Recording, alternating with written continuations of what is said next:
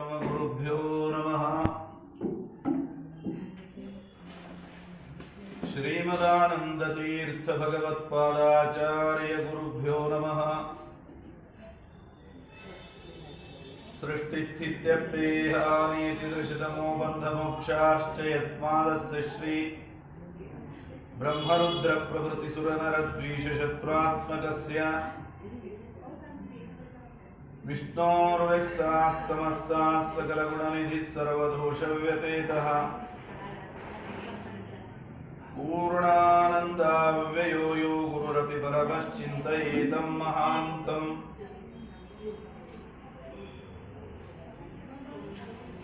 जन्माद्यस्येतोऽन्वयादितरतश्चार्थेष्वभिज्ञस्वराट् तेने ब्रह्महृदायादिकवये मुह्यन्ति यं सूरयः। तेजो वारिमृदां यथा विनिमयो यत्र त्रिसर्गो मृषा धाम्ना स्वेन सदा निरस्तकुहकं सत्यं परं धीमहि। निगमकल्पतरोर्गलितं फलं शुकमुखादमृतद्रवसंयुतं पिबत भागवतं रसमालयं मुहुरहो रसिका भुवि भावुकाः। नारायणं नमस्कृत्य नरं चैव नरोत्तमं देवीं सरस्वतीं व्यासं ततो ग्रन्थमुदीरये।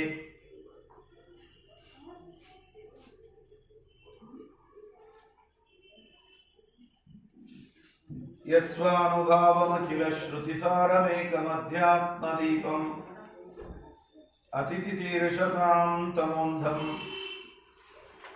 संसारिणां करुणयाः पुराणगुह्यं तं व्याससूनुमुपयामि गुरुं मुनीनां। नौमि न्यायसुधाधिकृज्जयमुनीन् श्रीपादराट्सन्मणीन् व्यासार्यान् विविधागमब्धिविहरान् श्रीवादिराजानपि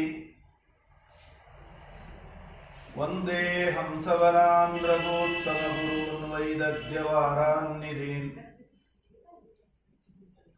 श्रीसत्यव्रतराघवेन्द्रमुनिपान् सद्बोधसध्यानपान् सत्प्रमोदसमारम्भां सत्यनाथार्यमध्यमाम् श्रीमदाचार्यपर्यन्तां वन्दे गुरुपरम्पराम्। तपस्वाध्याय शुश्रूषा कृष्णपूजारतं मुनिं विश्वेशमिष्टदं वन्दे परिव्राट् चक्रवर्तिनम्। बुधैरपि सुदुर्बोधे ग्रन्थे यन्मम साहसं तत्पारयन्तु निपुणाः गुरुपादरजक्कणाः। स्वस्तिस्तु सतामशेषसन्मङ्गलानि भवन्तु।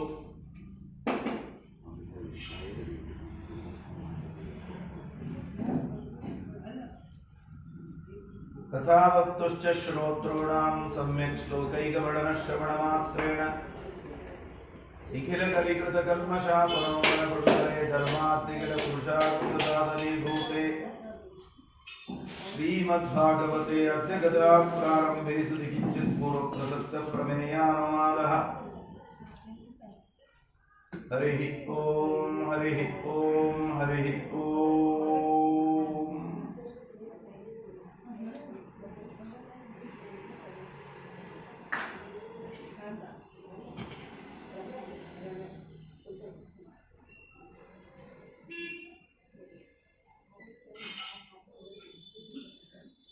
ಪ್ರಾಚೀನ ಬರಿಹರಾಜನನ್ನು ಕುರಿತು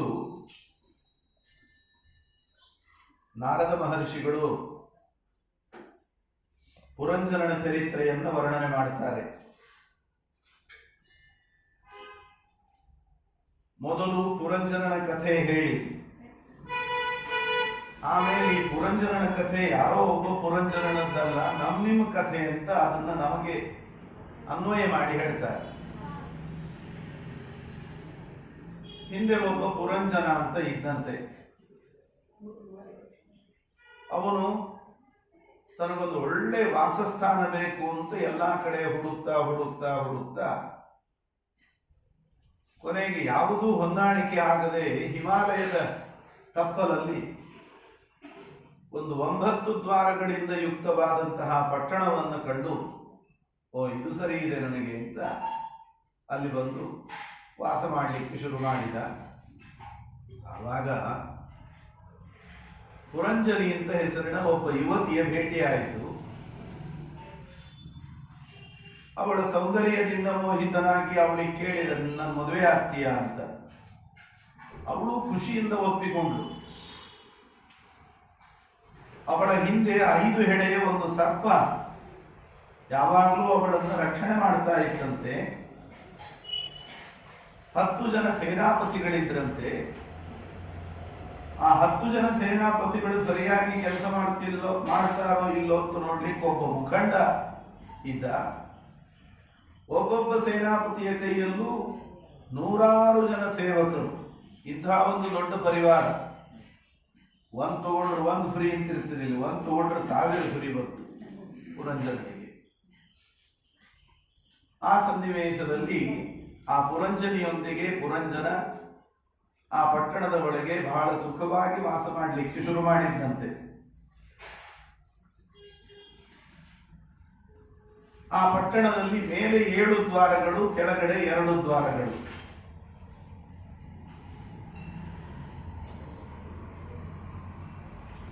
ಯಾವ ಕಾರ್ಯಗಳನ್ನು ಮಾಡಬೇಕೋ ಆ ಸಂದರ್ಭದಲ್ಲಿ ಆಯಾಯ ದ್ವಾರಗಳಿಂದ ಹೊರಬಂದು ತನಗೇನು ಬೇಕೋ ಆ ಕೆಲಸ ಮಾಡಿಕೊಂಡು ಹೋಗ್ತಾ ಇದ್ದ. ತುಂಬಾ ಹೆಂಡತಿಯನ್ನ ಪ್ರೀತಿಸ್ತಾ ಇದ್ದ. ಎಷ್ಟರ ಮಟ್ಟಿಗೆ ಅಂದ್ರೆ ಹೆಂಡತಿ ಅವನನ್ನ ದಾಸಾನುದಾಸ ಮಾಡ್ಕೊಂಡ್ಬಿಟ್ರು. ಕೂತ್ರೆ ನಿಂತ್ರೆ ನಮ್ದೇನಿಲ್ಲ ಇದ್ರೊಳಗೆ, ಎಲ್ಲ ಭಾಗವತ ಹೇಳಿದೆ ಆ ಮಾತನ್ನು. ನಾವು ಒಗ್ಗರಣೆ ಹಾಕ್ಲಿಕ್ಕೆ ಬರುವುದಿಲ್ಲ, ನಮ್ಮ ಗಂಡಸರು ಅಡಿಗೆ ಬರುವುದಿಲ್ಲ. ಆದ್ದರಿಂದ ಅವನು ಹೇಗಿದ್ದ ಅಂತ ಭಾಗವತ ವರ್ಣನೆ ಮಾಡುವಾಗ,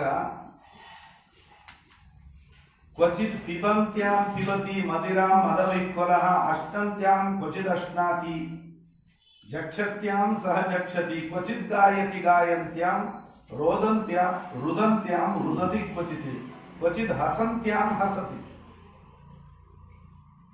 ಆಕೆ ಏನಾದ್ರೂ ಕುಡಿದ್ರೆ ತಗೊಂಡ್ರೆ ಇವನು ತಗೊಳ್ಳೋನು, ಇಲ್ಲಾಂದ್ರೆ ಇವ ಉಪವಾಸನೆ. ಆಕಿ ಊಟ ಮಾಡಿದ್ರೆ ಇವ ಊಟ ಮಾಡೋಣ. ಆಕಿ ಏನಾದ್ರೂ ಹಾಡು ಹೇಳಿದ್ರೆ ಇವನು ಹಾಡು ಹೇಳವ ಅದಕ್ಕೆ ಅನುಗುಣವಾಗಿ. ಆಕಿ ನಕ್ರಿ ಇವನು ನಗ್ತಿದ್ದ. ಜೋಕ್ ಅರ್ಥ ಆಗ್ಲಿ ಬಿಡ್ಲಿ, ಬಟ್ ನಾನು ಹೆಂಡತಿ ನಕ್ಕಾಳ, ನಾನು ನಗಬೇಕು. ಆಕಿ ಹತ್ರ ಇವನು ಆಕಿಗಿಂತ ಜಾಸ್ತಿ ದುಃಖದಿಂದ ಕಣ್ಣೀರು ಸುರಿಸ್ತಾ ಇದ್ದ. ಹೀಗೆ ಪೂರ್ತಿ ವಿಪ್ರಲಬ್ಧೋ ಮಹಿಷೇವಂ ಸರ್ವ ಪ್ರಕೃತಿ ವಂಚಿತ. ತನ್ನದು ಅಂತ ಏನಿಲ್ಲೇ ಇಲ್ಲ, ಎಲ್ಲ ಆಕಿಯಂತೆ. ಇಂಥ ಪುರಂಜನ ಒಂದು ದಿವಸ ಏನ್ ಮೂಡ್ ಏನ್ ಎಲ್ಲಿ ಎತ್ತೋ ಇರೋ ಗೊತ್ತಿಲ್ಲ, ಬೆಳಿಗ್ಗೆ ಎದ್ದು ಕೂಡಲೇ ಮುಖ ಪ್ರಕ್ಷಾಳನಾದಿಗಳನ್ನು ಮಾಡಿಕೊಂಡು ಬೇಟೆ ಆಡ್ಲಿಕ್ಕೆ ಅಂತ ಹೊರಟಂತೆ. ಬೇಟೆ ಆಡ್ಲಿಕ್ಕೆ ಹೋಗುವಾಗ ಅವನು ರಥ ಏರಿ ಬೇಟೆ ಆಡ್ಲಿಕ್ಕೆ ಹೊರಟಿದ್ದಾನೆ. ಆ ರಥಕ್ಕೆ 5 ಕುದುರೆ, ಮಧ್ಯೆ 2 ಕೊಟ್ಟ, 2 ಚಕ್ರ. ಚಕ್ರಗಳನ್ನು ಎರಡನ್ನೂ ಕೂಡ ಜಾಯಿಂಟ್ ಮಾಡುವ ಆಕ್ಸಿಲ್ ಇದ್ದ ಹಾಗೆ ಮಧ್ಯದಲ್ಲೊಂದು ದೊಡ್ಡ ಉದ್ದದ ಅಚ್ಚು ಮರ, 2 ರಥಗಳನ್ನು ಜೋಡಿಸ್ಲಿಕ್ಕೆ. ಆಮೇಲೆ ಮೇಲ್ಗಡೆ 3 ಧ್ವಜ ರಥದಲ್ಲಿ ಮತ್ತು 5 ಪೋರ್ಷನ್ ಭಾಗಗಳು. ಆ ಇಂದ್ರಿಯಗಳನ್ನು ನಿಯಂತ್ರಣ ಮಾಡಲಿಕ್ಕೆ ಬೇಕಾದ ಒಂದು ಲಗಾಮ್ ಮತ್ತು ಸಾರಥಿಯ ಲಗಾಮ ಹಿಡಿದು ನಿಯಂತ್ರಣ ಮಾಡುವವ. ಸಾರಥಿ ಕೂಡ್ಲಿಕ್ಕೆ ರಥದೊಳಗೊಂದು ಜಾಗ, ಆಸನ ಬೇಕು. ಅದೊಂದು ಆಸನ. ಮತ್ತೆ ಆ ಕುದುರೆಗಳನ್ನು ಕಟ್ಟುವುದಕ್ಕೆ 4 ಕುದುರೆಗಳು ಅಂತಂದ್ರೆ 2 ಕುದುರೆಗೆ ಒಂದೊಂದು ನೊಗದಂತೆ 2 ನೊಗ, ಒಂದಷ್ಟು ಆಯುಧಗಳು, ಮತ್ತೆ ಆ ರಥಕ್ಕೆ ಸುತ್ತಲೂ ಅನೇಕ ಆಭರಣಗಳು, ಜೊತೆಗೊಂದಿಷ್ಟು ಸೈನ್ಯ. ಈ ಸೈನ್ಯದಲ್ಲಿ ಕೂತ್ಕೊಂಡು ಒಂದು ದಾರಿಯಲ್ಲಿ ಕಾಡಿಗೆ ಹೊರಟು ಬೇಟೆಯಾಡಬೇಕು ಅಂತ. ಬೇಟೆ ಆಡಿದ, ಬೆಳಿಗ್ಗೆಯಿಂದ ಸಂಜೆಯವರೆಗೆ ಬೇಟೆ ಆಡಿದ. ಬೇಟೆ ಆಡುವಾಗ ತೀರ್ಥೇಶು ಶ್ರುತಿ ದೃಷ್ಟೇಶು ರಾಜ ಮೇಧ್ಯಾನ್ ಪಶೂನ್ವನೆ ಯಾವದರ್ಥಮಲಂಹನ್ಯಾದಿತಿ ಲುಬ್ಧೋ ನಿಯಮ್ಯತೆ ಅಂತ ನಾರದರು ವರ್ಣನೆ ಮಾಡ್ತಾ ಹೇಳ್ತಾರೆ. ಒಬ್ಬ ರಾಜ ಬೇಟೆ ಆಡ್ಲಿಕ್ಕೆ ಅಂತ ಹೊರಟ್ರೆ ಅದು ಅವನಿಗೆ ಧರ್ಮ. ಆದರೆ ಅದರೊಳಗೂ ಕೂಡ ಕೆಲವು ಚೌಕಟ್ಟುಗಳಿದೆ. ಏನು ಅಂದ್ರೆ, ಎಷ್ಟು ಬೇಕೋ ಅಷ್ಟೇ ಪ್ರಾಣಿಗಳನ್ನು ಬೇಟೆ ಆಡಬೇಕು. ಎಲ್ಲಾ ಪ್ರಾಣಿಗಳನ್ನು ಮನಸ್ಸಿಗೆ ಬಂದಂತೆ ಬೇಟೆ ಆಡೋ ಹಾಗಿಲ್ಲ. ಬೇಟೆ ಆಡ್ಲಿಕ್ಕೆ ಯೋಗ್ಯವಾದ ಕೆಲವು ಪ್ರಾಣಿಗಳು ಅಂತ ಒಂದು ನಿಯಮ ಇದೆ. ಪಂಚ ನಖಾಭಕ್ಷ್ಯ ಬ್ರಹ್ಮಕ್ಷತ್ರೇಣ ಭಾರತ ಅಂತ 5 ಉಗುರುಗಳಿರತಕ್ಕಂತಹ ಪ್ರಾಣಿಯನ್ನು ಬೇಟೆ ಆಡಬಹುದು ಅಂತ ಒಂದು ನಿಯಮ ಇದೆ. ಕೋತಿ ಅದರೊಳಗೆ ಸೇರಲಿಲ್ಲ. ಆದ್ರಿಂದಲೇ ವಾಲಿ ರಾಮನಿಗೆ ಕೇಳ್ತಾನೆ, ಏನೋ ನೀನ್ ರಾಜ ಕ್ಷತ್ರಿಯ ಬೇಟೆ ಆಡ್ತಾ ಬಂದು ನನಗೆ ಬಾಣ ಪ್ರಯೋಗ ಮಾಡಿದಿ ಅಂತ ನೋಡಿದರೆ ಶಾಸ್ತ್ರ ಗೊತ್ತಿಲ್ಲ ನಿನಗೆ. ನಾವೆಲ್ಲ 5 ಉಗುರಿರೋ ಪ್ರಾಣಿಗಳ ವರ್ಗದಲ್ಲಿ ಸೇರಿದವರಲ್ಲ, ನಾವು ಬೇಟೆಗೆ ಯೋಗ್ಯ ಪ್ರಾಣಿಗಳಲ್ಲ. ಅಂದ್ಮೇಲೆ ಬೇಟೆ ಆಡ್ಲಿಕ್ಕೆ ಬಂದೀನಿ ಅಂತ ಜಾರ್ಕೊಳ್ಳಿಕ್ಕೆ ಬರುವುದಿಲ್ಲ ನಿನಗೆ. ಏನಿತ್ತು ನನ್ನ ಜೊತೆ ವೈರ ನಿನಗೆ ಅಂತ ಕೇಳ್ತಾನೋ. ಹಾಗಾಗಿ ಬೇಟೆ ಆಡಬೇಕಾದ್ರೆ ಕೆಲವು ನಿರ್ದಿಷ್ಟ ಪ್ರಾಣಿಗಳಿದೆ. ಅದನ್ನ ಯಜ್ಞ ಮುಂತಾದವುಗಳಲ್ಲಿ ಅದರ ಮೇಧ್ಯವನ್ನ ಹವಿಸ್ಸಾಗಿ ಹಾಕೋದಕ್ಕೆ ಅಥವಾ ತಾನದನ್ನ ಹವಿಶೇಷವಾಗಿ ಸ್ವೀಕಾರ ಮಾಡೋದಕ್ಕೆ ಎಷ್ಟು ಬೇಕೋ ಅವಶ್ಯಕತೆಗೆ ತಕ್ಕಷ್ಟು ಅಡಿಗೆ ಒಳಗೆ ಉಪ್ಪು ಹಾಕಿದಾಗೆ. ಕಿಲೋಗಟ್ಲೆ ಉಪ್ಪಿದೆ ಅಂತ ಹೇಳಿ ಎಲ್ಲ ಉಪ್ಪು ತಗೊಂಡು ಅಡಿಗೆ ಹಾಕುವ ಹಂಗಿಲ್ವಲ್ಲ, ರುಚಿಗೆ ತಕ್ಕಷ್ಟು ಉಪ್ಪಲ್ವ. ಹಾಗೆ ಬೇಟೆ ಆಡುವಾಗ ಅವನ ಉದ್ದೇಶ ಸೀಮಿತವಾದ ಉದ್ದೇಶ ಇರಬೇಕು. ಆ ಉದ್ದೇಶ ಈಡೇರಬೇಕು ಹೊರತು ಮನರಂಜನೆಗೆ, ಸ್ವಚ್ಛಂದತೆಗೆ ಇಲ್ಲಿ ಅವಕಾಶ ಇಲ್ಲ. ಹಾಗೆ ಅವನು ಬೇಟೆ ಆಡ್ತಾ ಹೋದ. ಏನೇನ್ ಬೇಟೆ ಆಡಿದ ಅಂತ ಒಂದು ಪಟ್ಟಿ ಕೊಡ್ತಾರೆ.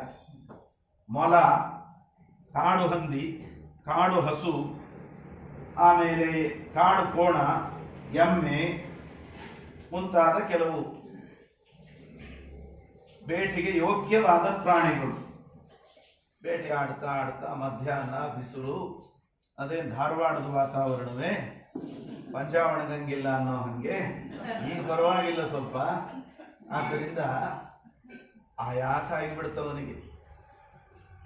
ಮಧ್ಯಾಹ್ನ ದಾಟೋ ತನಕ ಬೇಟೆ ಆಡಿ ಆಡಿ ಹಸಿವೆ ನೀರಿಡಿಕೆಯಿಂದ ಬಳಲಿ ವಾಪಸ್ಸು ಬಂದ ತನ್ನ ಅರಮನೆಗೆ. ಅಲ್ಲಿ ಬಂದ್ರೆ ನನಗೆ ಒಳ್ಳೆ ಸ್ನಾನಕ್ಕೆ ಬಿಸಿನೀರು ಕಾಯಿಸಿ ಒಳ್ಳೆ ಅಡಿಗೆ ಬಿಸಿ ಬಿಸಿ ಮಾಡಿ ಎಲ್ಲ ಹೆಂಡತಿ ಕಾಯ್ತಾ ಕೂತ್ಕೊಂಡಿರ್ತಾಳೆ ಅಂತ ನೋಡಿದರೆ ಮನೆ ವಾತಾವರಣವೇ ಬದಲಾಗೋದು. ಎಲ್ಲೂ ಏನೂ ಕಳೆಯೇ ಇಲ್ಲ. ಕೊನೆಗೆ ಅಲ್ಲಿರೋ ಹೆಣ್ಮಕ್ಳಿಗೆ ಕೇಳಿದ ಪುರಂಜನ, ಯಾಕೇನು ಹೀಗ್ಯಾಕಾಗಿದೆ, ಹಾಳು ಸುರಿಯುತ್ತಾ ಇದೆ ನಮ್ಮ ಅರಮನೆಯ ವಾತಾವರಣ, ಎಲ್ಲಿದ್ದಾಳ ಅವಳು ನಿಮ್ಮ ರಾಣಿ ಅಂತೆಲ್ಲ ಕೇಳಿದ. ಅವ್ರು ಹೇಳಿದ್ರು, ಅವಳು ಕೋಪಗೃಹದಲ್ಲಿ ಹೋಗಿ ಮಲ್ಕೊಂಡಿದ್ದಾಳೆ. ದಶರಥ ಹುಡುಕೊಂಡು ಬಂದಾಗ ಕೈಕೇಯಿ ಕೋಪಗೃಹದಲ್ಲಿ ಮಲಗಿದಾಗೆ ಪುರಂಜಿನಿ ಕೋಪಗೃಹದಲ್ಲಿ ಮಲ್ಕೊಂಡ್ಬಿಟ್ಟಿದ್ದಾಳೆ. ಹೋದ ನಾನಾ ರೀತಿಯಿಂದ ಅವಳನ್ನ ಸಮಾಧಾನ ಮಾಡಲಿಕ್ಕೆ ಅಂತ ಪ್ರಯತ್ನ ಮಾಡಿದ. ನಿಜವಾಗಿ ನೋಡಿದರೆ ಪುರಂಜನ ಕೋಪಗೊಂಡ ಅಥವಾ ನಿರಾಸಕ್ತಿ ತೋರಿಸುವ ಹೆಣ್ಣು ಮಕ್ಕಳನ್ನ ತನ್ನ ಕಡೆ ಒಲಿಸಿಕೊಳ್ಳೋದರಲ್ಲಿ ಆ ಕಲೆಯಲ್ಲಿ ತುಂಬಾ ಚೆನ್ನಾಗಿ ಪರಿಣತನಾದವು. ಆದರೆ ಈಗ ಫೇಲ್ ಆಗೋ ತಕ್ಷಣ ಕಾಣಿಸ್ತು. ಆ ಸಂದರ್ಭದಲ್ಲಿ ಬಹಳ ಅವಳನ್ನು ಸಮಾಧಾನ ಮಾಡಿ ಮಾಡಿ ಕೊನೆಗೆ ತನಗೆ ಅಭಿಮುಖಳನ್ನಾಗಿ ಮಾಡಿಕೊಂಡ. ಇವಳು ಕೋಪಗೊಳ್ಳಿಕ್ಕೆ ಏನು ಕಾರಣ? ಏನು ದೊಡ್ಡ ವಿಷಯ ಇಲ್ಲ. ಸಂಬಳದ ಪಾಕಿಟ್ ತಂದು ಕೊಡ್ಲಿಲ್ಲ ಅನ್ನೋ ಕಾರಣ ಅಲ್ಲ, ಸೀರೆಯೋ ಆಭರಣನೋ ಕೊಡ್ಲಿಲ್ಲ ಅನ್ನೋ ಕಾರಣ ಅಲ್ಲ. ಬೆಳಗ ಮುಂಜಾನೆ ಅವನು ಬೇಟೆ ಆಡ್ಲಿಕ್ಕೆ ಹೋದ್ನಲ್ಲ, ಹೋಗೋವಾಗ ನಾ ಹೋಗಿ ಬರ್ತೀನಿ ಅಂತ ಹೇಳಲಿಲ್ಲ, ಅದೇ ಒಂದು ಕಾರಣ. ಇಷ್ಟೇ. ಕೆಲವೊಮ್ಮೆ ಬಹಳ ಸಣ್ಣ ಸಣ್ಣ ಕಾರಣಗಳಿಗೆ ಅನವಶ್ಯಕವಾಗಿ ಕೋಪ ಮಾಡ್ಕೊಂಡ್ಬಿಡ್ತಾರಂತೆ ಸಂಸ್ಕಾರ ಇಲ್ಲದೆ ಇರತಕ್ಕಂಥವರು. ಆದ್ದರಿಂದ ಪುರಂಜನಿ ಹಾಗೆ ಕೋಪ ಮಾಡಿಕೊಂಡು ಅವನನ್ನ ಸತಾಯಿಸಿಬಿಟ್ಟಿದ್ದಾರೆ. ಕೊನೆಗೆ ಅವಳನ್ನ ಸಂತೋಷಪಡಿಸಿ ತನಗೆ ಅಭಿಮುಖಳಾಗಿ ಮಾಡಿಕೊಂಡು ಸಂಸಾರ ನಡೆಸಿದ. ಹೇಗೋ ಮುಂದುವರಿಯಿತು. ಅವನಿಗೆ ಆ ಪುರಂಜನಿಯಲ್ಲಿ ಬಹಳ ಜನ ಮಕ್ಕಳು ಹುಟ್ಟಿದರಂತೆ. ಶತಾನ್ಯೇಕಾದಶ ವಿರಾಟ್ ಆಯುಷೋ ಅಧರ್ಮಥಾಥ್ಯಕ ಅಂತ ಹೇಳ್ತಾ ಸುಮಾರು 1100 ಜನ ಅವನಿಗೆ ಮಕ್ಕಳು ಹುಟ್ಟಿದರಂತೆ. ಹೆಣ್ಣು ಮಕ್ಕಳು, ಗಂಡು ಮಕ್ಕಳು, ಮತ್ತೆ ಅವರಿಗೆ ಸೊಸೆಂದರು, ಇವರಿಗೆ ಮದುವೆ, ಅಳಿಯಂದರು, ಅವ ಪರಂಪರೆ, ಈ ಕಡೆ ಪುತ್ರ ಪರಂಪರೆ, ಆ ಕಡೆ ದೌಹಿತ್ರ ಪರಂಪರೆ. ಆ ಪುರಂಜನ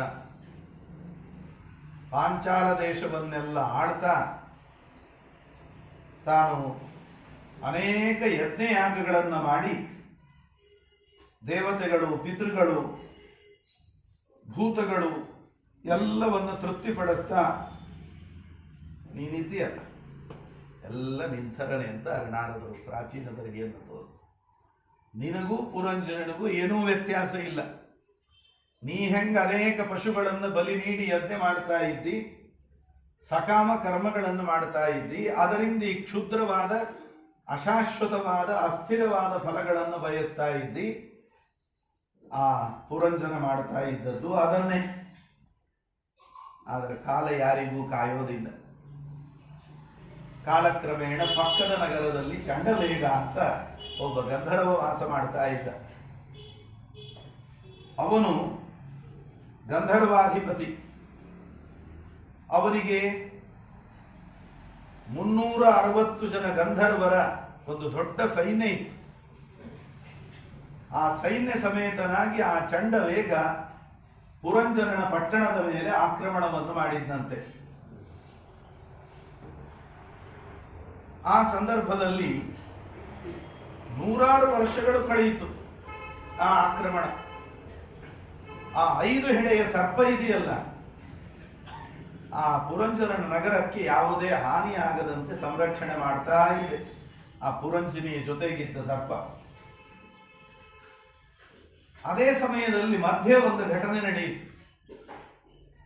ಏನು ಅಂದ್ರೆ, ಒಬ್ಬಳು ಕಾಲಕನ್ಯೆ ಅಂತ ಒಬ್ಬ ಕನ್ಯೆ, ಮಹಾಕುರೂಪಿ.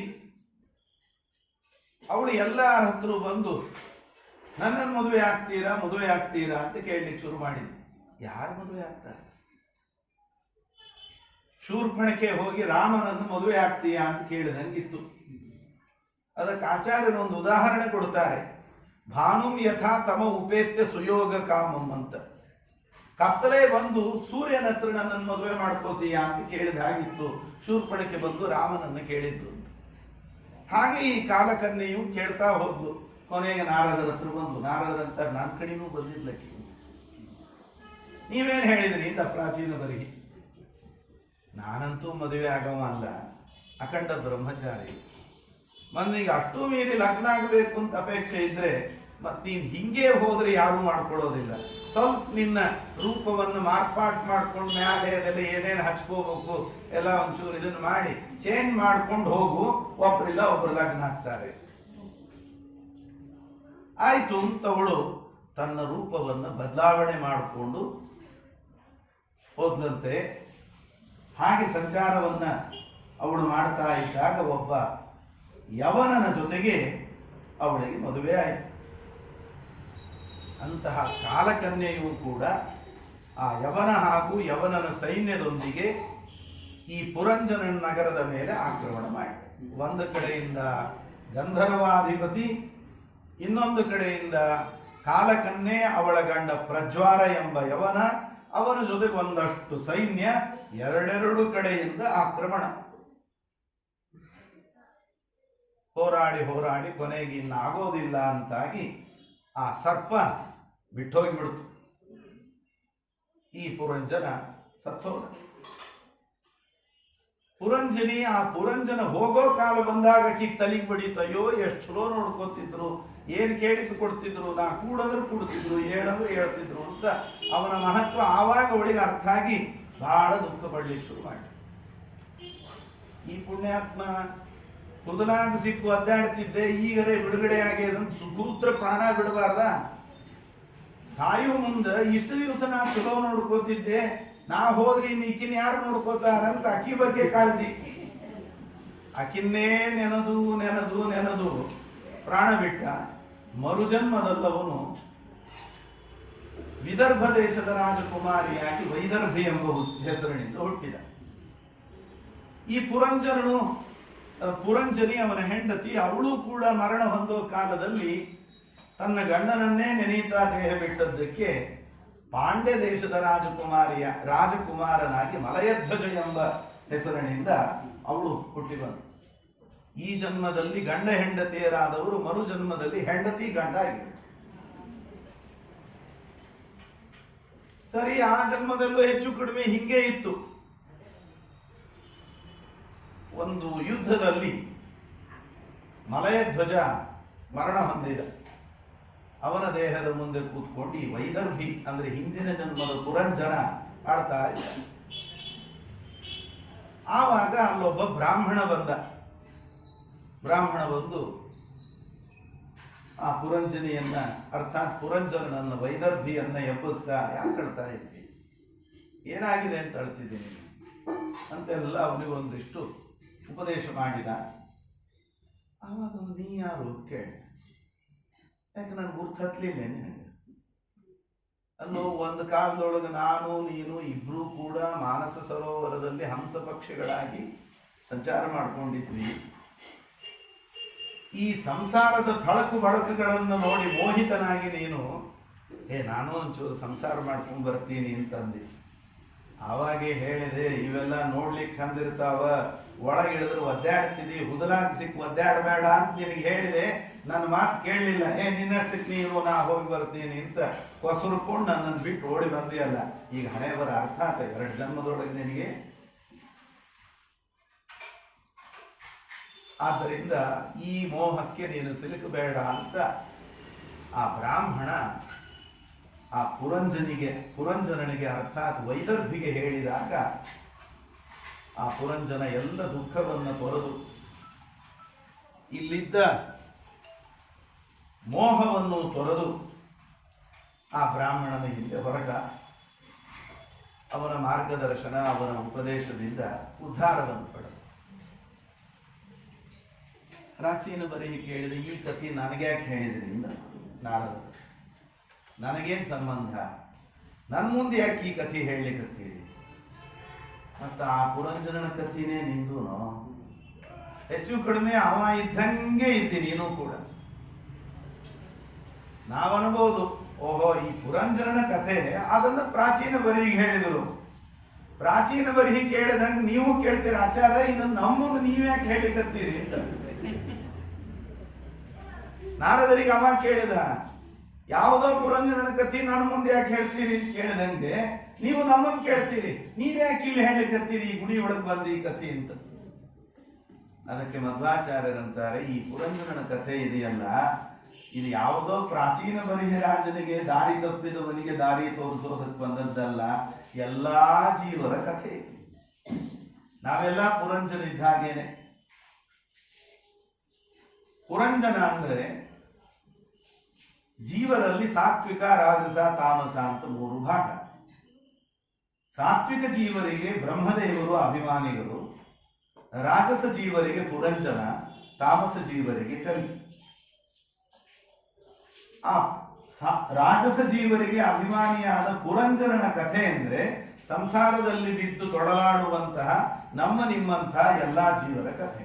ಆ ಪುರಂಜನ ಏನ್ ಮಾಡಿದ, ತನಗೆ ವಾಸ ಮಾಡ್ಲಿಕ್ಕೆ ಒಂದು ಒಳ್ಳೆ ಜಾಗ ಬೇಕು ಅಂತ ಹುಡುಕೊಂಡು ಎಲ್ಲಾ ಜಾಗ, ಎಲ್ಲಾ ಮನೆ, ಎಲ್ಲಾ ತರದ ಅರಮನೆ ಹುಡುಕ್ತಾ ಹುಡುಕ್ತಾ ಬಂದು ಕೊನೆಗೆ ಹಿಮಾಲಯದ ತಪ್ಪಲಲ್ಲಿ ಒಂದು ಒಳ್ಳೆ 9 ದ್ವಾರಗಳಿಂದ ಯುಕ್ತವಾದ ಪಟ್ಟಣವನ್ನು ನೋಡಿದ.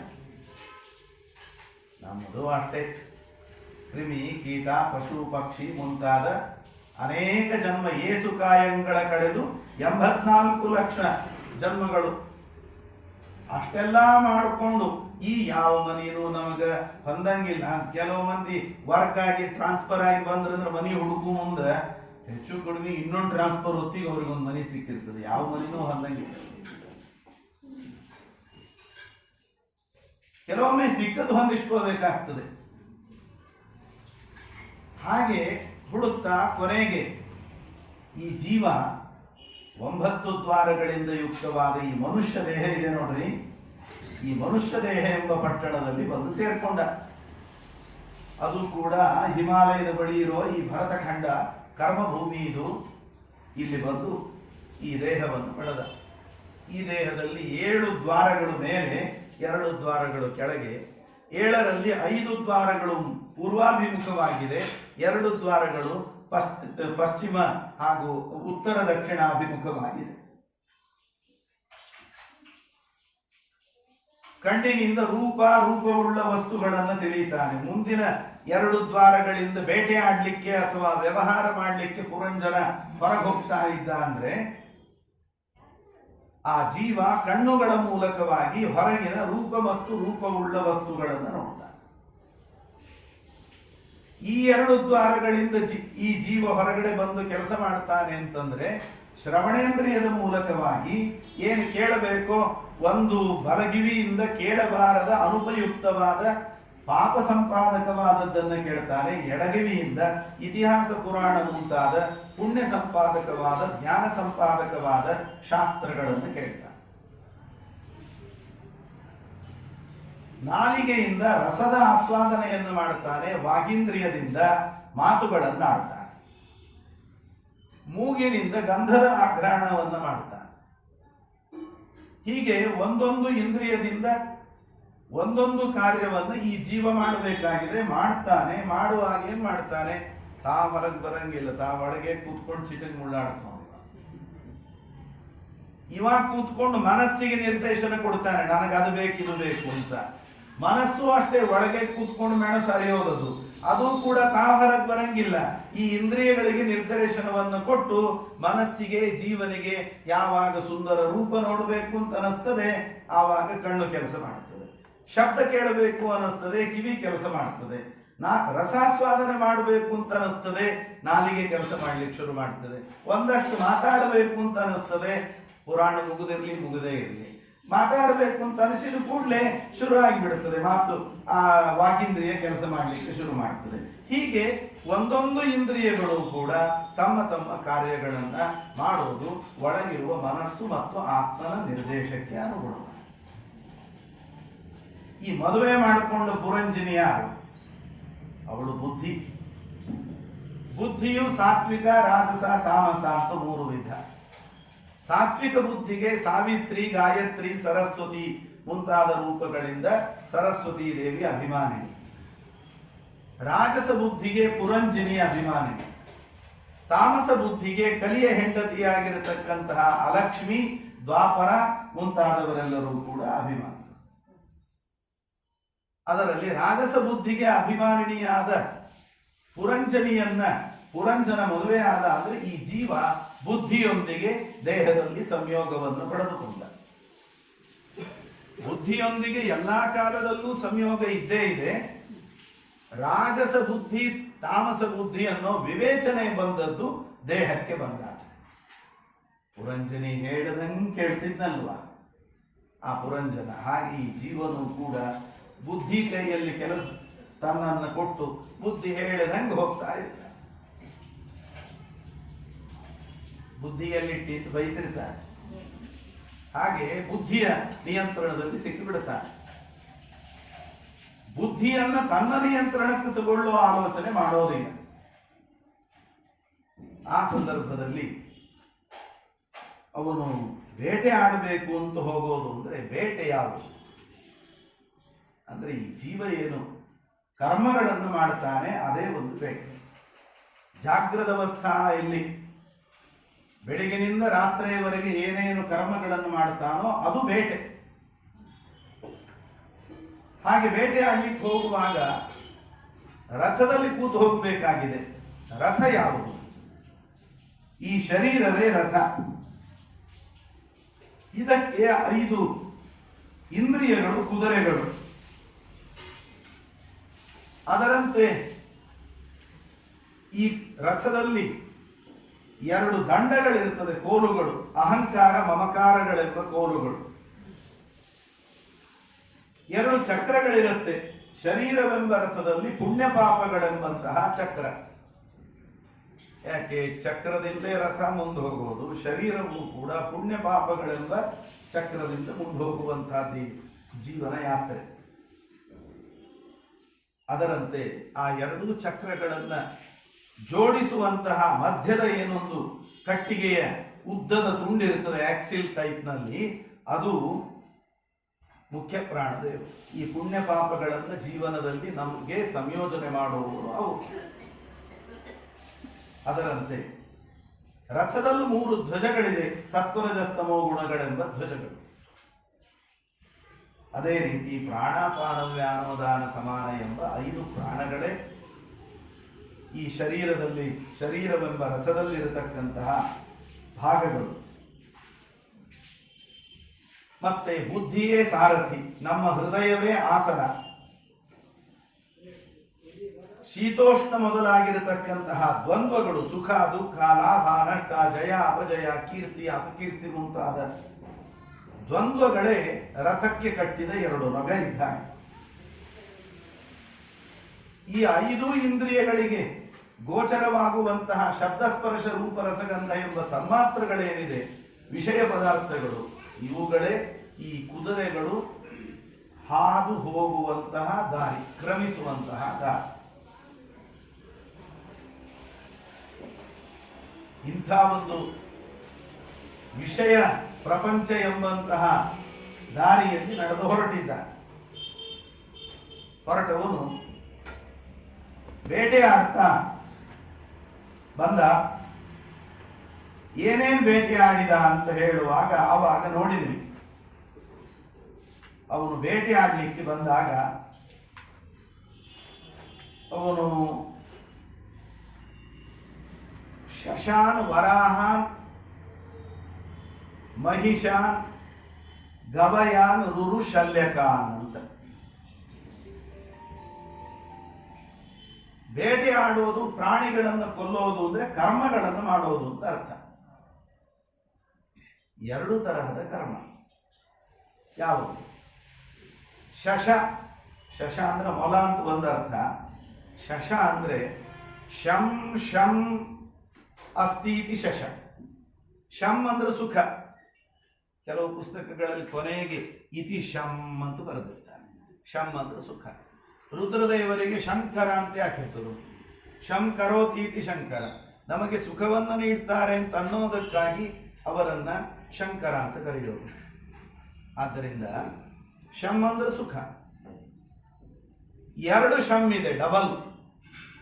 ಯಾಕೆ ಅಂದ್ರೆ ಅತಿಶಯವಾದ ಸುಖ ಕೊಡುವಂತಹ ಕರ್ಮಗಳು, ಅತಿಶಯವಾದ ಸುಖಕ್ಕೆ ಸಾಧನವಾದ ಕರ್ಮಗಳು, ಅವುಗಳನ್ನು ಈ ಜೀವ ಮಾಡ್ತಾ ಇದ್ದಾನೆ.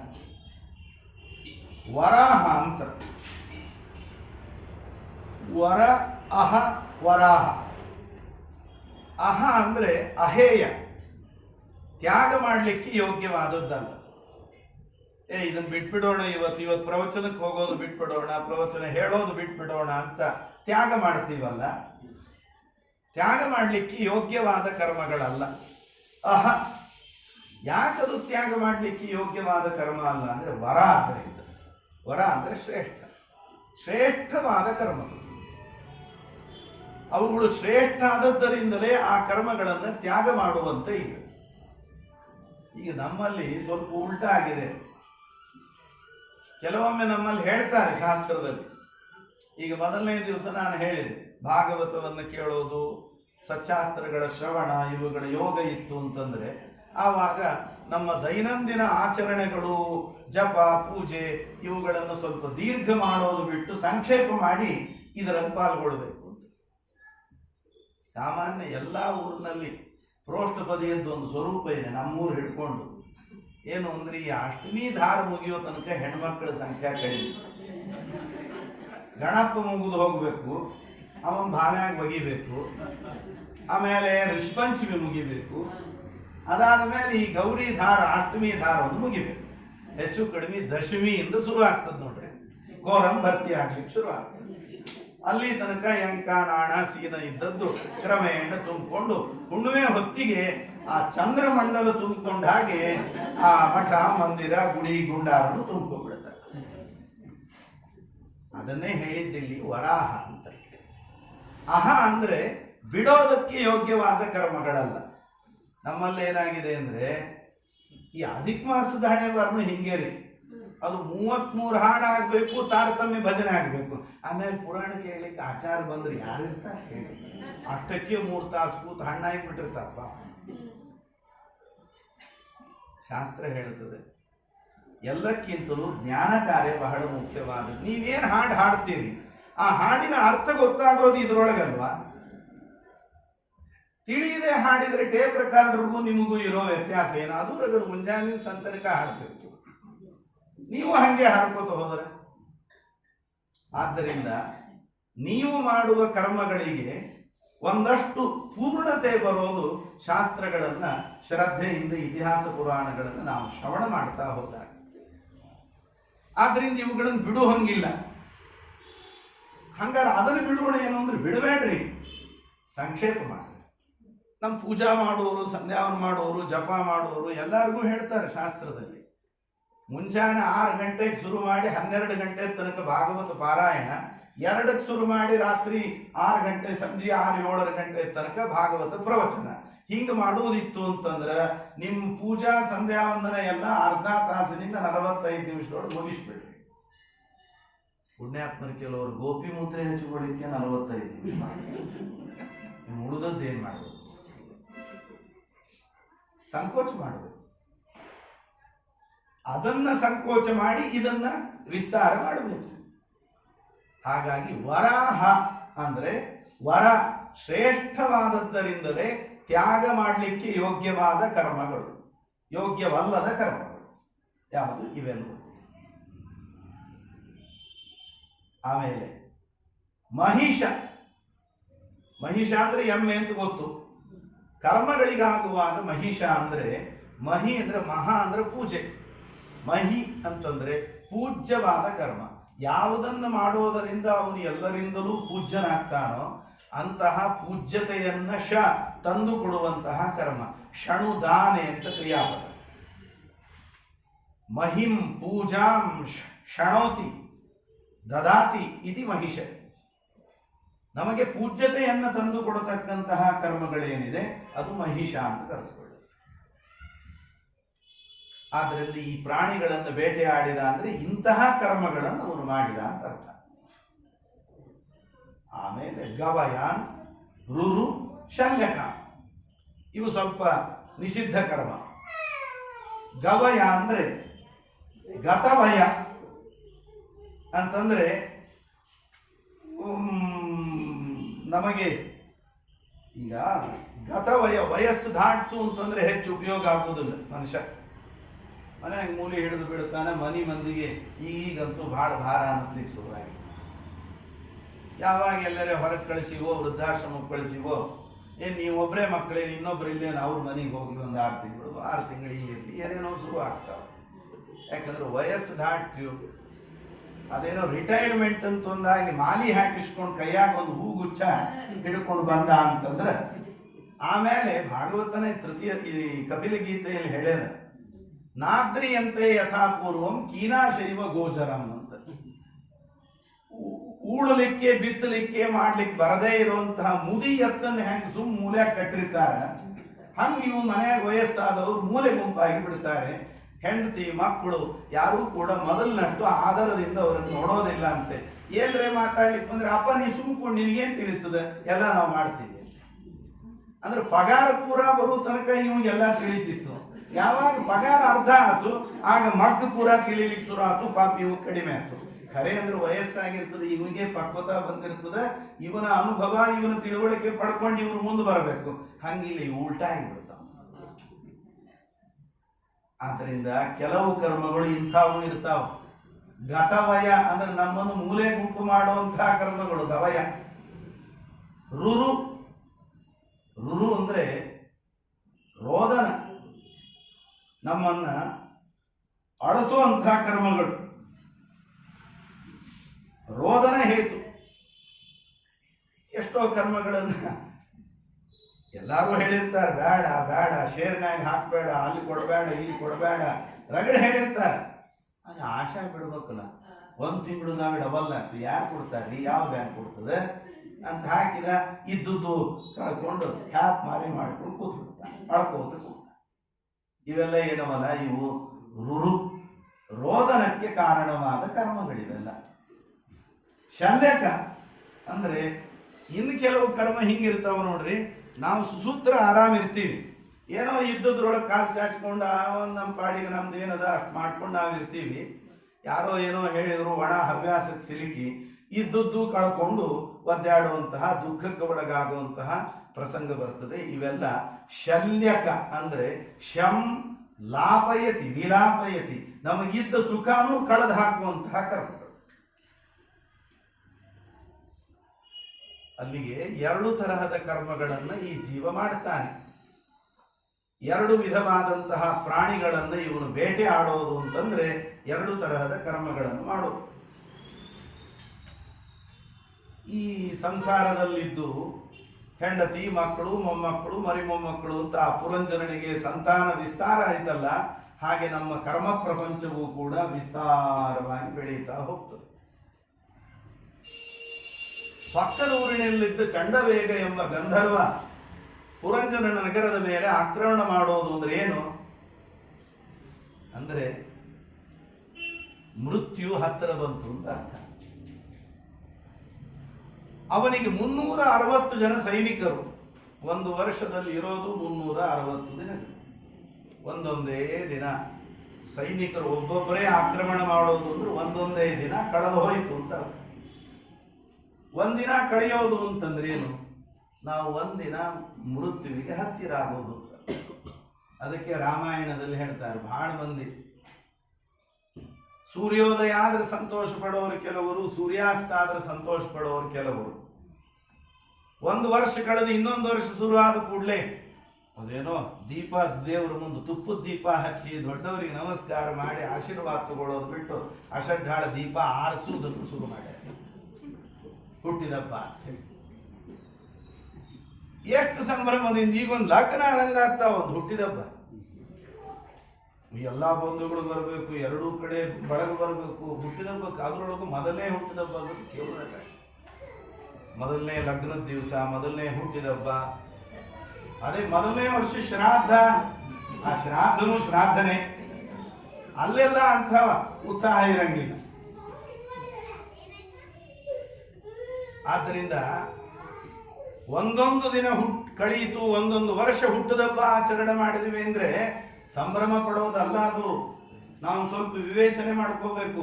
ನನ್ನ ಆಯುಷ್ಯದ ಅಕೌಂಟ್ನಲ್ಲಿ 1 ದಿನ 1 ವರ್ಷ ಕಳೆಯಿತು, 1 ವರ್ಷ ನಾನು ಮೃತ್ಯುವಿಗೆ ಹತ್ತಿರಾದೆ.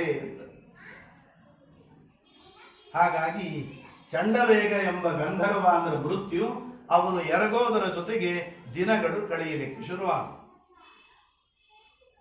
ಅದೇ ಸಮಯದಲ್ಲಿ ಕಾಲಕನ್ಯೆ ಅಂತ ಒಬ್ಬಾಕಿ ಬಂದ್ಲಂತೆ, ಮಹಾಕುರೂಪಿ, ಮದುವೆ ಆಗ್ತೀರಾ ಅಂತ. ಯಾವುದದು ಕಾಲಕನ್ಯೆ ಅಂದ್ರೆ ವೃದ್ಧಾಪ್ಯ. ವೃದ್ಧಾಪ್ಯ ಯಾರಿಗರೆ ನಮ್ಮ ಹತ್ರ ಬಂದು ನಾ ಬರ್ಬೇಕಂತ ಮಾಡೀನಿ, ನನ್ನ ನಿನ್ನ ಮನ್ಯಾಗ ನಿನ್ನ ದೇಹದೊಳಗೆ ಸೇರಿಸ್ಕೋತೀಯೇನು ಅಂತ ಕೇಳಿದ್ರೆ ಹೇಳ್ರಿ, ನಾವು ನೀವು ಯಾರೇ ಸೇರಿಸ್ಕೊಂಡಿದ್ದೇನೆ. ಅದು ನಾವು ಬ್ಯಾಡ ಅಂದ್ರೂ ಬಂದಿರ್ತದೆ.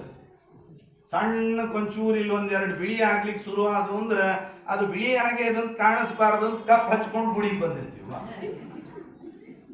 ಅಂಥದ್ದು ನಾ ಬರ್ತೀನಿ ಅಂತಂದ್ರೆ ರೆಡ್ ಕಾರ್ಪೆಟ್ ಹಾಕಿ ಕರೀಲಿಕ್ಕೆ ಯಾರೀ ತಯಾರಿದ್ದಾರೆ? ಅದಕ್ಕೆ ನಾರದನ ಏನ್ ಮಾಡಿದ್ರು, ಆ ವೃದ್ಧಾಪ್ಯ ಕಾಲಕನ್ಯೆಗೆ ನೀ ಹಿಂಗೆ ಹೋದ್ರೆ ಯಾರು ತಗೊಳಂಗಿಲ್ಲ, ಸ್ವಲ್ಪ ಎಲ್ಲ ಚೇಂಜ್ ಮಾಡಿಕೊಂಡು ರೂಪ ಎಲ್ಲ ತಿದ್ಕೊಂಡು ಹೋಗು ಅಂತ ಹೇಳಿದರು. ರೂಪಾಂತರದಿಂದ ಬಂದು ಸೇರ್ಕೊಂಡ್ಲು ನಮ್ಮೊಳಗೆ. ಯಾವುದದು ರೂಪಾಂತರ? ನಾವೇನೀಗ ಸನ್ಫ್ಲವರು ಅದು ಇದು ಅಂತ ಹೇಳಿ ಎಣ್ಣೆ ತಗೊಳ್ಳಿ ಹತ್ತೀವಿ ನೋಡ್ರಿ, ಬೋಂಡಾ ಗಿಂಡ ಕರೀಲಿಕ್ಕೆ, ಅದರ ರೂಪದೊಳಗೆ ವೃದ್ಧಾಪ್ಯ ಬಂದು ನಮ್ಮೊಳಗೆ ಸೇರ್ಲಿಕ್ಕೆ ಶುರು ಮಾಡಿ.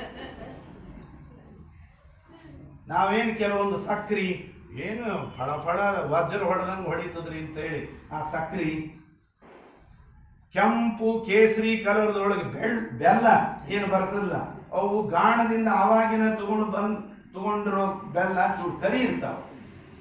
ಬೆಲ್ಲ ಕರಿ ಅದ, ಪಾಯಸ ಕರಿ ಆಗ್ತದೆ, ಅದಕ್ಕೆ ಅದು ಬೇಡ, ಕೆಂಪಿರು ಬೆಲ್ಲ ತಗೊಂಡ್ ಇದನ್ನು ಹೊಳ್ಳಿ ಕೊಟ್ಟು ಅದನ್ನು ತಗೊಂಡ್ಬರುವುದು. ಮತ್ತು ವೃದ್ಧಾಪ್ಯ ಆ ಬೆಲ್ಲದೊಳಗೆ ಬಂದು ನಮ್ಮ ದೇಹ ಸೇರಿ ಹಿಂಗೆ ಭಾಳವ. ಈಗಿನ ರಾಮ್ ರಹೀಮ್ ತುಪ್ಪ ಬೆಣ್ಣೆ ಎಲ್ಲ ಮತ್ತಿಲ್ಲಿ ಯಾರಿಗೋಲ್ಲ ಅಂಗಡಿ. ಹಂಗಾಗಿ ಎಲ್ಲ ಹಣೆ ಬರೋದು ಇಷ್ಟೇ. ಶುದ್ಧತೆಯನ್ನು ಕಳ್ಕೊಂಡ್ಬಿಟ್ಟಿದ್ದೀವಿ. ಕಾರಣ ನಾವು ಬಹಳ ಮಾಡರ್ನ್ ಆಗ್ಲಿಕ್ಕೆ ಹೋದದರ ಪರಿಣಾಮ. ಮನಿ ಒಳಗೆ ಭಾವಿದ್ದು, ಮನಿ ಒಳಗೆ ಆಕಳಿದ್ದು, ಆ ಶುದ್ಧತೆಯನ್ನು ಉಳಿಸ್ಕೊಂಡಿದ್ವಿ ಎಲ್ಲಾದ್ರ ಒಳಗೂ. ಈಗ ಎಲ್ಲರೂ ಹೋಗಿ ವೃದ್ಧಾಪ್ಯ ಬಂದು ಸೇರ್ಕೊಂಡು, ಅವಳು ಮದುವೆ ಮಾಡಿಕೊಂಡದ್ದು ಪ್ರಜ್ವಾರ ಎಂಬುವನನ್ನ. ಅವ ಬಂದ, ನಾನಾ ತರಹದ ಜ್ವರಗಳು, ಅವನಿಗೆ ಒಂದಿಷ್ಟು ಜನ ಅನುಯಾಯಿಗಳು, ನಾನಾ ವಿಧವಾದ ರೋಗಗಳು ಎಲ್ಲ ಬಂದು ಸೇರ್ಕೊಂಡು ಕೊನೆಗೆ 5 ಹೆಡೆಯ ಸರ್ಪ, ಪ್ರಾಣಾಪಾನ ವ್ಯಾನೋದಾನ ಸಮಾನ ಎಂಬ ಪ್ರಾಣವಾಯು ಈ ದೇಹವನ್ನ ಎಷ್ಟು ದಿವಸ ಸಾಧ್ಯ ಅಷ್ಟು ದಿವಸ ಬದುಕಿರುವಂತೆ ಮಾಡಬೇಕು ಅಂತ ಹೆಣಗಾಡಿ ಕೊನೆಗೆ ಮುಗೀತಪ್ಪ ಅಂತಂದು ಕೂಡಲೇ ಆ ಪ್ರಾಣವಾಯು ದೇಹದಿಂದ ಹೊರಗೆ ಮುಗಿ. ಪುರಂಜರನ ಕಥೆ ಮುಗಿ. ಅಂತ್ಯಕಾಲದಲ್ಲಿ ಪುರಂಜನ ಹೆಂಡತಿಯನ್ನೇ ನೆನೆಸ್ಕೊಂಡು ದೇಹ ಬಿಟ್ಟಾಗಿ, ನಾವು ಅಂತ್ಯಕಾಲದಲ್ಲಿ ಏನಾದರೂ ಒಂಚೂರು ಒಳ್ಳೆ ಚಿಂತನೆ ಮಾಡಿದರೆ ಮುಂದಿನ ಜನ್ಮ ಒಳ್ಳೆಯದು ಸಿಗುತ್ತೆ. ಇಲ್ಲ ಅಂದ್ರೆ ಅಂಥದೇ ದೇಹ ನಮಗೆ ಬರುತ್ತೆ. ಆ ಪುರಂಜನ ವೈದರ್ಭಿಯಾಗಿದ್ದಾಗ ಒಬ್ಬ ಬ್ರಾಹ್ಮಣ ಬಂದು ಮಾತಾಡಿಸಿ ಬೋಧನೆ ಮಾಡಿದ. ಅದು ಯಾರು ಅಂದ್ರೆ, ಈ ಪುರಂಜನನೆಂಬ ಜೀವನಿಗೆ ಒಬ್ಬ ಮಿತ್ರನಂತೆ ಪರಮಾತ್ಮ ಇದ್ದಾನೆ. ದ್ವಾಸುಪರ್ಣ ಸಯುಜಾ ಸಖಾಯ ಸಮಾನಂ ವೃಕ್ಷಂ ಪರಿಶಶ್ವಜಾತೆ. ದೇಹವೆಂಬಂತಹ ವೃಕ್ಷದಲ್ಲಿ ಜೀವಾತ್ಮ ಪರಮಾತ್ಮ ಎಂಬ 2 ಪಕ್ಷಿಗಳು. ಜೀವಾತ್ಮನೆಂಬ ಪಕ್ಷಿಗೆ ಸಖನಾಗಿ ಮಿತ್ರನಾಗಿ ಪರಮಾತ್ಮನೆಂಬ ಪಕ್ಷಿ ಇದ್ದಾನೆ. ಸಮಸ್ಯೆ ಏನಾಯಿತು ಅಂದ್ರೆ, ಆ ಪರಮಾತ್ಮನೆಂಬ ಪಕ್ಷಿ ಜೀವನಿಗೆ ಹೇಳಿದ, ಹೋಗಿ ಹುದಲಾಗಿ ಸಿಕ್ಕುವ ಬೇಡ, ಆರಾಮ್ ನಮ್ಮ ಜೋಡಿ ಇದ್ದಿ, ನನ್ನ ನಿಯಂತ್ರಣದೊಳಗೆ ನನ್ನ ನೆನಪಿನೊಳಗೆ ನಿನ್ನನ್ನು ಚಂದ ಇಟ್ಟಿರ್ತೀನಿ ಅಂತ. ಇವ ಕೇಳ್ಬೇಕಲ್ಲ, ಇವಾಗ ಲ್ಯಾಪ್ಟಾಪು ಟಿವಿ ಎಲ್ಲ ಥಳಕ ಬಳಕೆ ಎಲ್ಲಾನು ಬೇಕಾತು. ಅವನನ್ನು ಬಿಟ್ಟು ಈ ಕಡೆ ಬಂದ. ಈ ಕಡೆ ಬಂದದ್ದಕ್ಕೇನಾಯ್ತು, ಇವರಿಗೆ ನಾನಾ ರೀತಿಯಿಂದ ಕ್ಲೇಶಗಳನ್ನು ಪಟ್ಟ. ಆದರೆ ಅವನ ಮೇಲಿನ ಕರುಣೆಯಿಂದ ಆ ಬ್ರಾಹ್ಮಣ ಬಂದು ಅವನನ್ನು ಬಡದು ಎಬ್ಬಿಸಿ ಬೋಧನೆ ಮಾಡಿ ಕರ್ಕೊಂಡು ಹೋದಾಗೆ ಭಗವಂತ ಯೋಗ್ಯರಾದ ಗುರುಗಳನ್ನು ನಮಗೆ ಕೊಟ್ಟು ಅವರ ಮೂಲಕವಾಗಿ ನಾವು ಈ ಸಂಸಾರದಿಂದ ಮೇಲೆದ್ದು ಬರೋ ಹಾಗೆ ಮಾಡಿ. ಹಾಗಾಗಿ ಇದು ಪುರಂಜರನ ಕಥೆ ಒಂದು ರೀತಿಯಿಂದ ಎಲ್ಲ ಜೀವನ ಕಥೆ ಅಂತ ನಾರದ ಮಹರ್ಷಿಗಳು ಪ್ರಾಚೀನ ಬರೆಹಿರಾಜನಿಗೆ ವರ್ಣನೆ ಮಾಡಿದ್ದಾರೆ ಅಂತ. ಇದು ಅದ್ಯ ಕಥಾ ಪ್ರಾರಂಭ. ಇನ್ಮೇಲೆ ಇದು ನಿನ್ನೆಗೆ ಸಂಬಂಧಪಟ್ಟದ್ದು. ಉತ್ತಾನಪಾದರಾಜರ ವಂಶದ ವರ್ಣನೆ ಆದ ಮೇಲೆ ಪ್ರಿಯವ್ರತ ರಾಜನ ವಂಶವನ್ನು ವರ್ಣಿಸ್ತಾನೆ. ಪ್ರಿಯವ್ರತೋ ಭಾಗವತ ಆತ್ಮ ರಾಮ ಕಥಂ ಮುನೆ ಗ್ರಹೇರ ಮತಯನ್ಮೂಲ ಕರ್ಮಬಂಧ ಪರಾಭವ. ಒಂದು ಆಶ್ಚರ್ಯ ಅಂದ್ರೆ, ಪ್ರಿಯವ್ರತ ರಾಜ ಸಂಸಾರದ ಮಧ್ಯೆ ಇದ್ದುಕೊಂಡು ರಾಜ್ಯಭಾರ ಮಾಡುತ್ತಾನೆ. ತುಂಬಾ ಉನ್ನತ ಮಟ್ಟದ ಸಾಧನೆ ಮಾಡಿದ. ಅದು ಹೇಗೆ ಸಾಧ್ಯ ಆಯಿತು ಅಂತ ಪರೀಕ್ಷಿತ ರಾಜನು ಕೇಳ್ತಾರೆ. ಯಾಕೆಂದ್ರೆ ಈ ರಾಜ್ಯಭಾರ, ಅದರ ವಿಸ್ತಾರ, ಅದರ ಜವಾಬ್ದಾರಿಗಳು ಮತ್ತೆ ಮಂತ್ರಿಮಂಡಲದ ಜೊತೆಗೆ ಸಮಾಲೋಚನೆಗಳು, ದಿನನಿತ್ಯ ಒಂದಿಲ್ಲ ಒಂದು ಉದ್ವೇಗಗಳಿದೆ ಒಬ್ಬ ರಾಜನ. ಸಂಸಾರ ಅಂದ ಮೇಲೂ ಅಷ್ಟೇನೆ, ಒಂದಲ್ಲ ಅಂತ ಇಬ್ಬರು ಹೆಂಡತಿಯರು ಪ್ರಿಯವ್ರತ ರಾಜನಿಗೆ. ಇಷ್ಟು ದೊಡ್ಡ ಸಪ್ತದ್ವೀಪಾಂತವಾದ ಪೃಥ್ವಿಯನ್ನ ಆಳ್ತಾ ಇರೋನು. ಏನೋ ಬರೇ ಕರ್ನಾಟಕನೇ 5 ವರ್ಷ ಪೂರಾ ಆಳ್ಲಿಕ್ಕೆ ಬಿಡದೆ ಕೆಳಗಿಳಿಸಿಬಿಟ್ರು ನಮ್ಮ ಹಣೆ ಬಾರಿಯಿಂದ. ಅಂತಹದ್ದು ಈ ಸಪ್ತದ್ವೀಪಾಂತವಾದ ಪೃಥ್ವಿಯನ್ನ ಆಳಬೇಕಾದರೆ ಅವನಿಗೆ ಎಷ್ಟು ಆತಂಕಗಳು, ಉದ್ವೇಗಗಳಿರ್ಲಿಕ್ಕಿಲ್ಲ. ಇಷ್ಟೆಲ್ಲ ಇದ್ದು ಕೂಡ ಅಧ್ಯಾತ್ಮ ಸಾಧನೆಯಲ್ಲಿ ಒಳ್ಳೆ ಉನ್ನತ ಮಟ್ಟದ ಸಾಧನೆಯನ್ನ ಪ್ರಿಯವ್ರತ ರಾಜ ಮಾಡಿದ. ಅದು ಹೇಗೆ ಸಾಧ್ಯ ಆಯಿತು? ಸಾಧ್ಯ ಆಗತ್ತಾ? ಪಾಸಿಬಲ್ ಅದು. ಯಾಕೆಂದ್ರೆ ಪ್ರಿಯವ್ರತ ರಾಜ ರಥದಲ್ಲಿ ಕೂತ್ಕೊಂಡು ಸಂಚಾರ ಮಾಡುವಾಗ ಅವನ ರಥದ ಚಕ್ರದ ಆಘಾತದಿಂದ ಸಪ್ತ ದ್ವೀಪಗಳು ನಿರ್ಮಾಣಗೊಂಡು ಬಂತು. ಮೊದಲೇ ಸೃಷ್ಟಿಯಲ್ಲಿ ನಿರ್ಮಾಣಗೊಂಡದ್ದೀಗ ಕೆಸರು, ರೊಜ್ಜು ಇವುಗಳಿಂದ ಮುಚ್ಚಿ ಹೋಗಿದ್ದು, ಮತ್ತೆ ಇವನ ರಥಚಕ್ರದ ಸ್ಪರ್ಶದಿಂದ ಅವುಗಳು ಅವ್ಯಕ್ತವಾದದ್ದು ವ್ಯಕ್ತ ಆಯಿತು. ಅವನೊಮ್ಮೆ ಸಂಚಾರ ಮಾಡುವಾಗ ಸೂರ್ಯ ಆಕಾಶದಲ್ಲಿ ಸಂಚಾರ ಮಾಡುವಾಗಲೇನೆ ಒಂದು ಕಡೆ ಕತ್ಲೆ, ಒಂದು ಕಡೆ ಬೆಳಕು. ಇದು ಯಾವ ನ್ಯಾಯ? ಆದ್ದರಿಂದ ಎಲ್ಲೂ ಕತ್ತಲೇನೆ ಇರಬಾರದು, ಎಲ್ಲಾ ಕಡೆ ಬೆಳಕಿರಬೇಕು. ಹಾಗೆ ಮಾಡ್ತೇನೆ ನಾನು ಅಂತ ಸಮಜವೇನ ಜ್ಯೋತಿರ್ಮಯೇನ ರಥೇನ ಸಪ್ತಕೃತ್ವ ತರಣಿರಿವ ಇಮಾಂ ಭೂಮಿಂ ಚಚಾರ.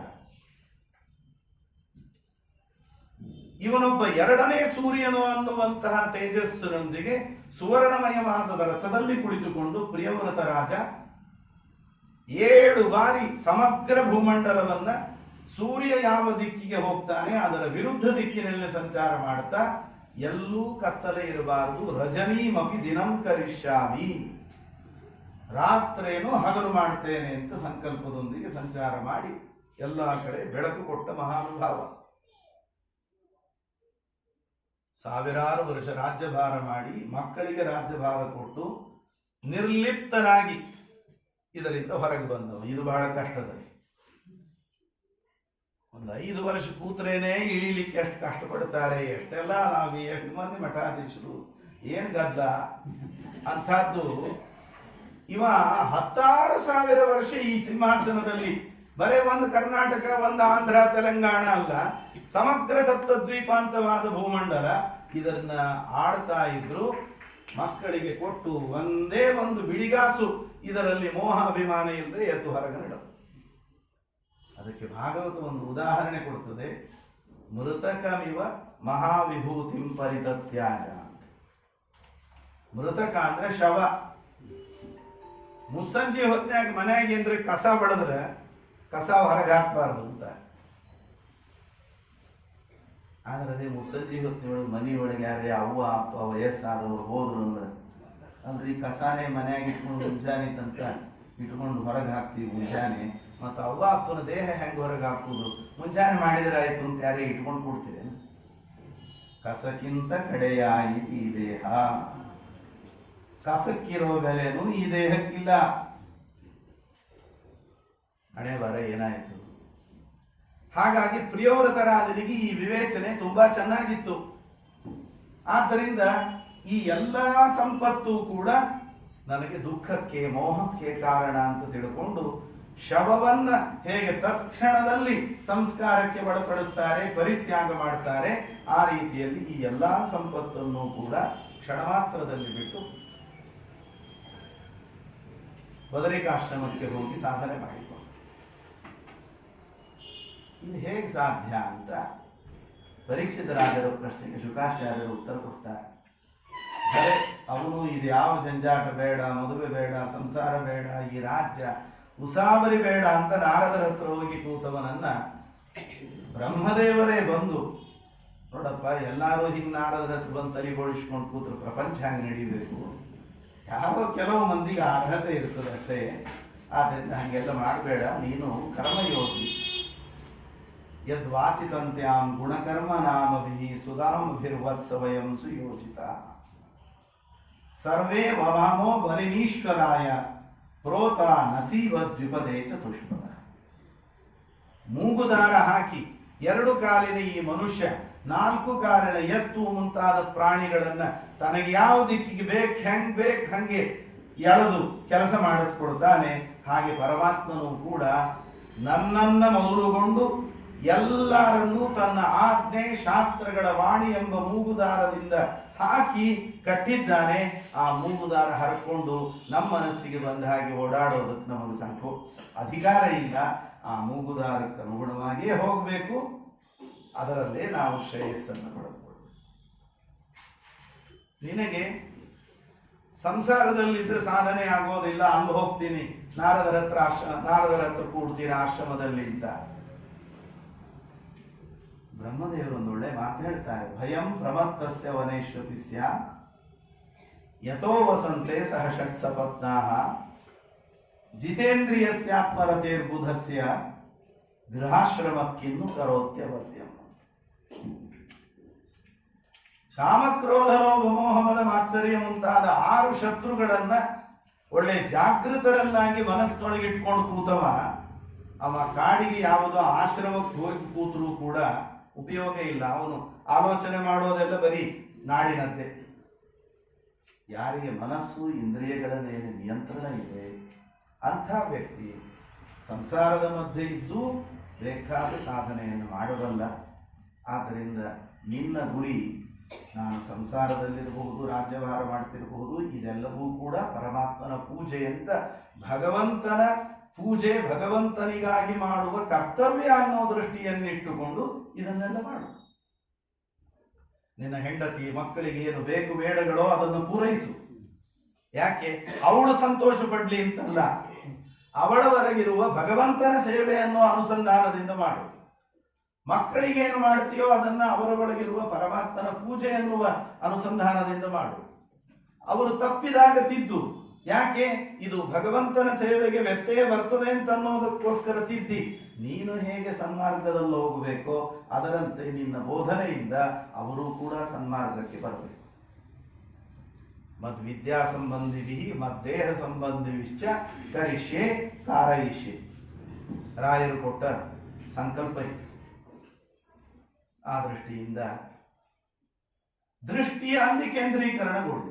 ನೀನು ರಾಜ್ಯಭಾರ ಮಾಡುವಾಗ ಯುದ್ಧ ಮಾಡಬಹುದು, ಶತ್ರುಗಳನ್ನು ಸಂಹಾರ ಮಾಡಬಹುದು, ಅಥವಾ ಮಂತ್ರಿಮಂಡಲದ ವಿಸ್ತಾರವೋ ರಾಜ್ಯದ ವಿಸ್ತಾರವೋ ಏನೇ ರಾಜ್ಯಕ್ಕೆ ಸಂಬಂಧಪಟ್ಟ ಕಾರ್ಯ ಮಾಡುವಾಗಲೂ ಕ್ಷತ್ರಿಯನಾದ ನನಗೆ ಪರಮಾತ್ಮ ವಹಿಸಿಕೊಟ್ಟಂತಹ ಜವಾಬ್ದಾರಿ ಇದು, ಕರ್ತವ್ಯ ಇದು.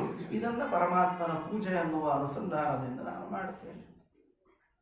ಹೀಗೆ ಪ್ರತಿಯೊಂದು ಕಾರ್ಯದಲ್ಲೂ ಭಗವಂತನ ಕಡೆ ದೃಷ್ಟಿ ಕೇಂದ್ರೀಕೃತ ಆಗಿತ್ತು ಅಂತಂದ್ರೆ ಆವಾಗ ಈ ಸಂಸಾರವೋ ಈ ರಾಜ್ಯಭಾರವೋ ಇದೇ ನಿನ್ನನ್ನು ಮೇಲಕ್ಕೆತ್ತದೆಯೋ ಹೊರತು ಮುಳುಗಿಸೋದೆ.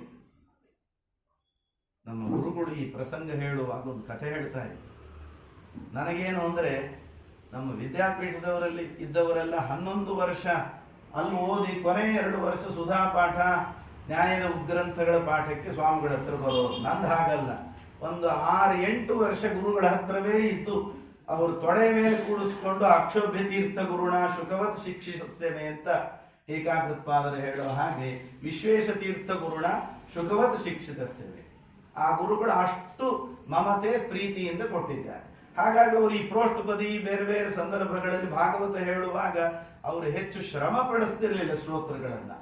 ತುಂಬಾ ಸರಳವಾಗಿ ಆ ಕಥೆಯಿಂದ ಅಧ್ಯಾತ್ಮ ಸಂದೇಶ, ಆ ಕಥೆಯಿಂದ ಇವತ್ತಿನ ಜೀವನಕ್ಕೆ ಅದನ್ನು ಹೇಗೆ ಅನ್ವಯ ಮಾಡ್ಕೋಬೇಕು ಅಂತ. ಈ ಪ್ರಿಯವ್ರತನ ಕಥೆ ಹೇಳುವಾಗ ಅವರೊಂದು ಒಳ್ಳೆ ಮಾರ್ಮಿಕವಾದ ಕಥೆ ಹೇಳ್ತಾ ಇದ್ದರು. ಕಾಡಿನಲ್ಲಿ ಒಬ್ಬ ಯೋಗಿ ಇದ್ದಂತೆ. ಭಾರಿ ತಪಸ್ಸು ಮಾಡ್ತಿದ್ದ, ದೇವರನ್ನು ಕಾಣಬೇಕು ಹಂಗೆ ಹಿಂಗೆ ಅಂತ ಪ್ರಯತ್ನ ನಡೆದಿತ್ತು, ಫಲ ಸಿಕ್ಕಿರ್ಲಿಲ್ಲ ಇನ್ನು. ಅಷ್ಟೊತ್ತಿಗೆ ಅಲ್ಲೇ ಹತ್ತಿರದಲ್ಲಿರೋ ರಾಜ, ಅವನು ಭಾರಿ ಸಿದ್ಧ ಪುರುಷ ಅಂತ ಅವನಿಗೆ ಸುದ್ದಿ ಬಂತು. ಅವನಂದ 24 ತಾಸು ಮೂಗು ಹಿಡ್ಕೊಂಡು ಕೂತಿರ್ತೀನಿ, ನನಗೇ ಬರದೇ ಇರೋ ಸಿದ್ಧಿ ಈ ರಾಜ್ಯ ಈ ಇದರ ಜಂಜಾಟದೊಳಗಿರೋ ಅವನಿಗೆ ಹೆಂಗ್ ಬಂತು?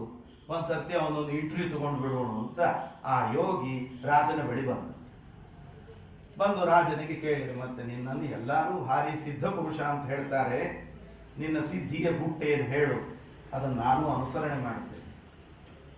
ಆವಾಗ ರಾಜನ ಹೇಳಿದ, ಆಗಲಿ ಅವಶ್ಯ ಹೇಳ್ತೇನೆ, ಪಾಪ ದೂರದಿಂದ ಬಂದಿದ್ದೀರಿ, ದಣದಿದ್ದೀರಿ, ಸ್ವಲ್ಪ ವಿಶ್ರಾಂತಿ ತಗೊಂಡು ಏನಾದರೂ ಬಾಯಾರಿಕೆ ಏನು ಬೇಕು ಅದನ್ನೆಲ್ಲ ತಗೊಂಡು ಬರ್ರಿ, ಕೂತು ನಿಮಗೆಲ್ಲ ಹೇಳ್ತೇನೆ. ಎಲ್ಲ ಮುಗಿಸ್ಕೊಂಡು ಬಂದ ಮೇಲೆ ಅವನು ಹೇಳಿದ, ನಿಮ್ಮ ಕೈಗೆ ಒಂದು ದೀಪ ಕೊಡ್ತೀವಿ, ಈ ದೀಪ ತಗೊಂಡು ನನ್ನ ಇಡೀ ಅರಮನೆಯ ಮೂಲೆ ಮೂಲೆಗಳನ್ನೆಲ್ಲ ನೋಡ್ಕೊಂಡು ಬರ್ರಿ. ಯಾಕೆಂದ್ರೆ ನನ್ನದು ಭಾರಿ ಅದ್ಭುತವಾದ ಕಲಾ ಕೌಶಲ ಇರತಕ್ಕಂತಹ ಅರಮನೆ ಇದು ನಿರ್ಮಾಣ ಮಾಡಿ, ಒಂದ್ಸರ್ತಿ ಈ ಅರಮನೆಯ ಸೌಂದರ್ಯವನ್ನು ನೋಡಿ ಕಣ್ ತುಂಬಿಕೊಂಡು ಬಂದು ಕೂಡ್ರಿ, ಆಮೇಲೆ ನಿಮಗೆ ನಾನು ಏನು ಹೇಳಬೇಕೋ ನಿಮ್ಮ ಪ್ರಶ್ನೆಗೆ ಉತ್ತರ ಕೊಡ್ತೇನೆ.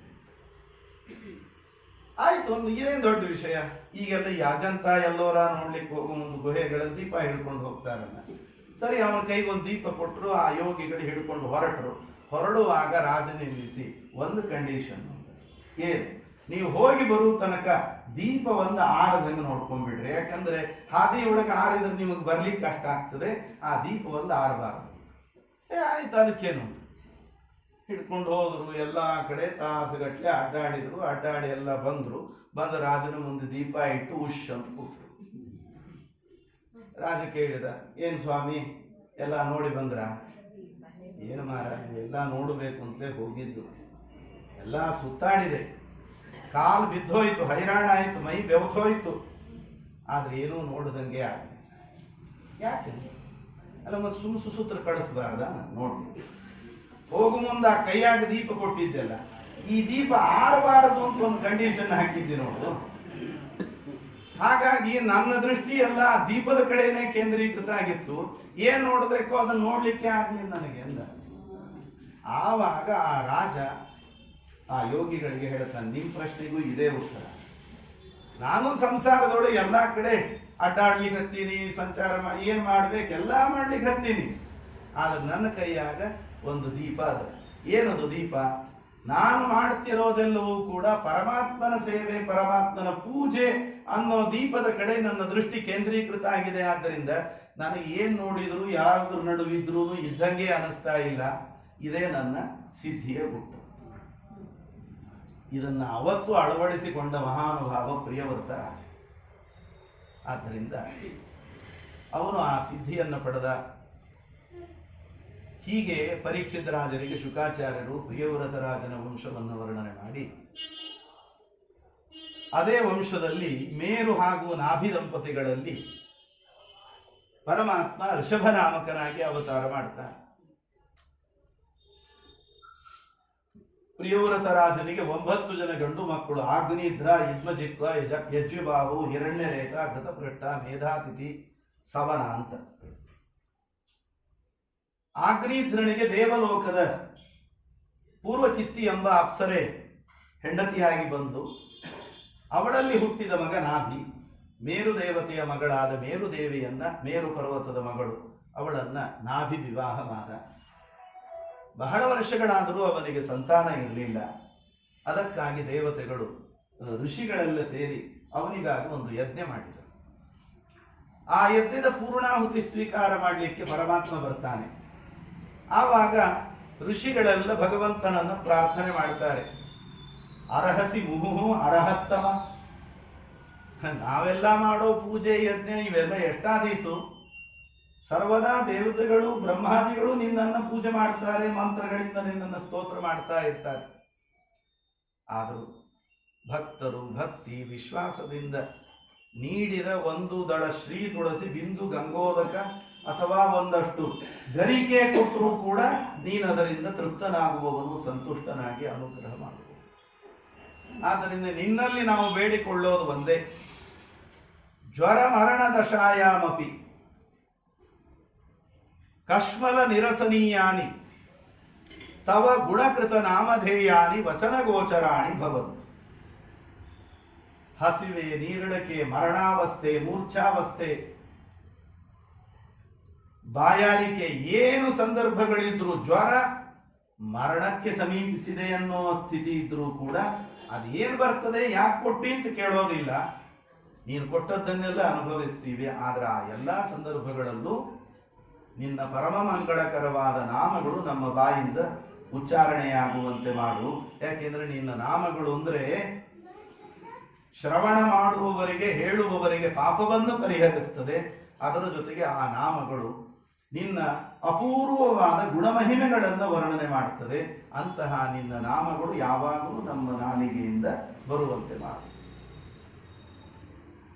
ಸರಿ, ಋಷಿಗಳು ಬೇಡ್ಕೊಂಡ್ರು, ಮಾಡಿದವ ಯಜಮಾನ, ಅವನ ಪರವಾಗಿ ಬೇಡ್ಕೊಂಡ್ರು. ಕಿಂಚಾಯಂ ರಾಜ ಋಷಿ ಅಪತ್ಯ ಕಾಮ ಪ್ರಜಾಂ ಭವಾದೃಶೀಂ ಆಶಾಸಾನಃ. ಇವನಿಗೆ ಸಂತಾನ ಇಲ್ಲ, ನೀನು ಸಂತಾನ ಕೊಡಬೇಕು, ಆದರೆ ಅವನಿಗೆ ನಿನಗೆ ಸಮಾನವಾದ ಸಂತಾನ ಬೇಕು ಅಂತ ಅಪೇಕ್ಷೆ. ಅವನ ಅಪೇಕ್ಷೆಯನ್ನು ಪೂರ್ಣ ಮಾಡ. ಪರಮಾತ್ಮ ಅಂದ, ಈ ಬ್ರಾಹ್ಮಣರು ಒಳ್ಳೆ ಇಕ್ಕಟ್ಟಿಗೆ ಹಾಕಿರ್ತಾರೆ. ಸಂತಾನ ಕೊಡು ಅಂತ ಕೇಳಿದ್ರೆ ಕೊಡ್ತಿದ್ದೆ, ಒಂದ್ ಯಾಕೆ 10 ಕೊಡ್ತಿದ್ದೆ. ಅದರ ಬೇರೆ ಕಂಡೀಷನ್ನು, ನಿನಗೆ ಸಮಾನವಾದ ಸಂತಾನ ಬೇಕು. ನನಗೆ ಸಮಾನ ಇದ್ದಾರೆ ಯಾರು ಅಂತ ಕೇಳಿದ, ಯಾರೂ ಇಲ್ಲ. ಅಂದಮೇಲೆ ಅದಕ್ಕೆ ತಕ್ಕ ಹಾಗೆ ಸಂತಾನ ಕೊಡ್ಲಿಕ್ಕೆ ಬರುವುದಿಲ್ಲ. ಕೊಡ್ಲಿಲ್ಲ ಅಂದ್ರೆ ನಿಮ್ ಬ್ರಾಹ್ಮಣರ ಮಾತೆಲ್ಲ ಸುಳ್ಳಾಗಿರುತ್ತೆ. ಅದಕ್ಕೆ ನಾನು ಅವಕಾಶ ಕೊಡುವುದಿಲ್ಲ. ಸ್ವಲ್ಪ ನಾ ಕೆಳಗಿಳಿದ್ರು ಅಡ್ಡಿ ಇಲ್ಲ, ಬ್ರಾಹ್ಮಣರ ಮಾತು ಸುಳ್ಳಾಗಬಾರದು. ಯಾಕೆಂದ್ರೆ ಮಮೈವ ಮುಖಂ ಯದ್ವಿಜದೇವ ಕುಲ. ಈ ಬ್ರಾಹ್ಮಣ ನನ್ನ ಮುಖದಿಂದ ಜನಿಸಿ ಬಂದವ, ಅವನ ಮಾತು ಮಂತ್ರ ಸುಳ್ಳಾಗ್ತದೆ ಅಂದ್ರೆ ನನ್ನ ಮುಖಕ್ಕೆ ಮಸಿ ಬಡದ ಹಾಗೆ, ನನ್ನ ಮಾತು ಸುಳ್ಳಾದ ಹಾಗೆ. ಅದಕ್ಕೆ ನಾನು ಅವಕಾಶ ಕೊಡೋದಿಲ್ಲ. ಆಗ್ಲಿ, ನನಗೆ ನಾನೇ ಸಮಾನ, ಆದ್ದರಿಂದ ನಾನೇ ಒಂದು ರೂಪದಿಂದ ಮಗನಾಗಿ ಅವತರಿಸಿ ಬಿಡ್ತೇನೆ ಅಂತ ಭಗವಂತ ಋಷಭನಾಮಕನಾಗಿ ಅವತರಿಸಿದ. ದೇಹಾಭಿಮಾನ ಬಿಟ್ಟು ಅವಧೂತರು ಹೇಗಿರಬೇಕು ಅನ್ನೋದನ್ನ ಈ ಮೂಲಕ, ಈ ಅವತಾರದಿಂದ ಪರಮಾತ್ಮ ತೋರಿಸ್ಕೊಟ್ಟ. ತಾನೂ ಅವಧೂತ ಚರ್ಯೆಯನ್ನು ಮಾಡಿ. ಅದೇ ಸಮಯ ಇದು ಸ್ವಯಂಭುಮನ್ವಂತರ. ಸ್ವಯಂಭುಮನ್ವಂತರದಲ್ಲಿ ಮನುವಿನ ದೌಹಿತ್ರನಾಗಿ ಯಜ್ಞನಾಮಕನಾದ ಪರಮಾತ್ಮ ಇದ್ದಾನೆ. ಆ ಮೊದಲನೇ ಮನ್ವಂತರದಲ್ಲಿ ಅವನೇ ಇಂದ್ರ ಪದವಿಯಲ್ಲಿದ್ದರು. ಆ ಯಜ್ಞನಾಮಕನಾದ ಪರಮಾತ್ಮನಿಗೆ ಮಗಳಾಗಿ ಲಕ್ಷ್ಮೀದೇವಿ ಜಯಂತಿ ಎಂಬ ಹೆಸರಿನಿಂದ ಅವತಾರ ಮಾಡಿ ಬಂದಿದೆ. ಅವಳನ್ನ ಋಷಭದೇವನಿಗೆ ಮದುವೆ ಮಾಡಿಕೊಟ್ಟ. ಜಯಂತಿ ಒಂದು ರೂಪಕ್ಕೆ ಮಗಳಾಗಿ ಹುಡ್ತಾಳೆ, ಒಂದು ರೂಪಕ್ಕೆ ಹೆಂಡತಿಯಾಗಿ ಬರ್ತಾಳೆ. ಅದೆಲ್ಲ ನಿಯತ ಪತಿ ಪತ್ನಿ ಭಾವ ಇದ್ದಲ್ಲಿ ಅದು ಹೆಂಗೆ ಅನ್ನೋ ಪ್ರಶ್ನೆಗೆ ಅವಕಾಶ ಇರೋದಿಲ್ಲ. ಆ ಜಯಂತಿ ದೇವಿಯಲ್ಲಿ ಋಷಭದೇವರು 100 ಜನ ಗಂಡು ಮಕ್ಕಳನ್ನು ಪಡೆಯುತ್ತಾರೆ. ಅವರಲ್ಲಿ ಹಿರಿಯ ಭರತ ಚಕ್ರವರ್ತಿ ಅಂತ ಪ್ರಸಿದ್ಧನಾದವನು. ಅವನ ಹೆಸರಿನಿಂದಲೇ ಇದು ಭರತ ವರ್ಷ ಅಂತ ಪ್ರಸಿದ್ಧಿಯನ್ನು ಪಡ್ಕೊಂಡು, ಆಮೇಲೆ ದುಷ್ಯಂತ ಶಕುಂತಲೆಯರ ಮಗನಾದ ಭರತನಿಂದ ಭರತಖಂಡ ಅನ್ನೋ ಪ್ರಸಿದ್ಧಿಯನ್ನು ಪಡೆದು, ಉಳಿದ 99 ಜನರಲ್ಲಿ 9 ಜನರು 9 ದ್ವೀಪಗಳಿಗೆ ಅಧಿಪತಿಗಳನ್ನಾಗಿ ಮಾಡಿದ. ಉಳಿದ 9 ಜನರು ನಮಗೆ ಈ ರಾಜ್ಯ ಸಂಸಾರ ಯಾವುದೂ ಬೇಡ, ಅವಧೂತರಾಗಿರ್ತೇವೆ ಅಂತ ಅವರು ಋಷಿ ಮುನಿಗಳನ್ನು ಆರಿಸಿಕೊಂಡು ಕಾಡಿಗೆ ಹೊರಟುಬಿಟ್ಟರು. ಅವರೇ ಮುಂದೆ ಜನಕರಾಜನ ಯಜ್ಞ ಮಂಟಪಕ್ಕೆ ಆಗಮಿಸಿ ಅವರಿಗೆ ತತ್ವೋಪದೇಶವನ್ನು ಮಾಡುತ್ತಾರೆ.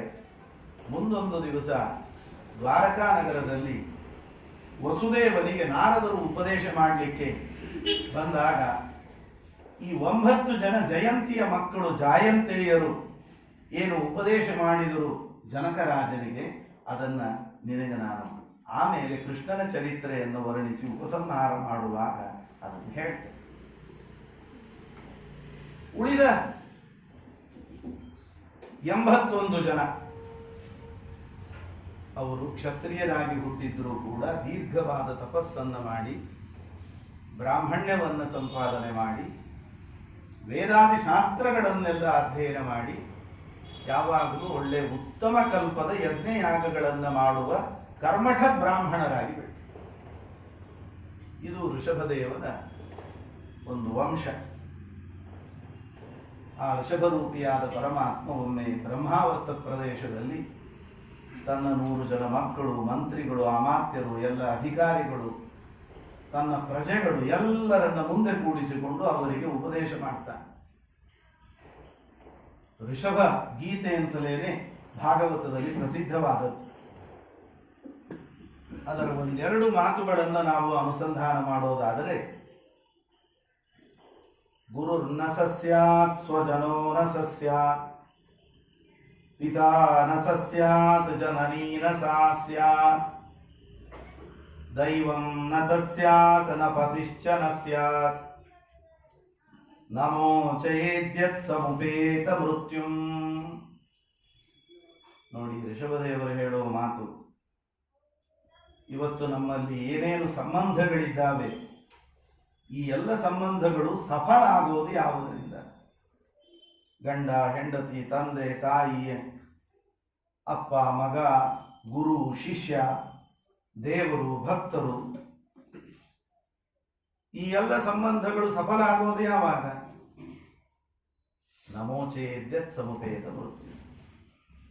ನಾವೇನು ನಿರಂತರವಾಗಿ ಈ ಮೃತ್ಯುವಿನ ದವಡೆಯಲ್ಲಿ ಸಿಲುಕಿ ಒದ್ದಾಡ್ತಾ ಇದ್ದೇವೆ, ಇಂತಹ ಮೃತ್ಯುವಿನಿಂದ ಶಾಶ್ವತವಾಗಿ ಬಿಡುಗಡೆಯನ್ನು ಪಡೆದುಕೊಳ್ಳುವ ದಾರಿಯನ್ನು ತೋರಿದರಷ್ಟೇ, ಆ ದಾರಿಯಲ್ಲಿ ನಮ್ಮನ್ನು ಮುನ್ನಡೆಸಿದರಷ್ಟೇನೆ ಈ ಎಲ್ಲ ಸಂಬಂಧಗಳು ಸಾರ್ಥಕ.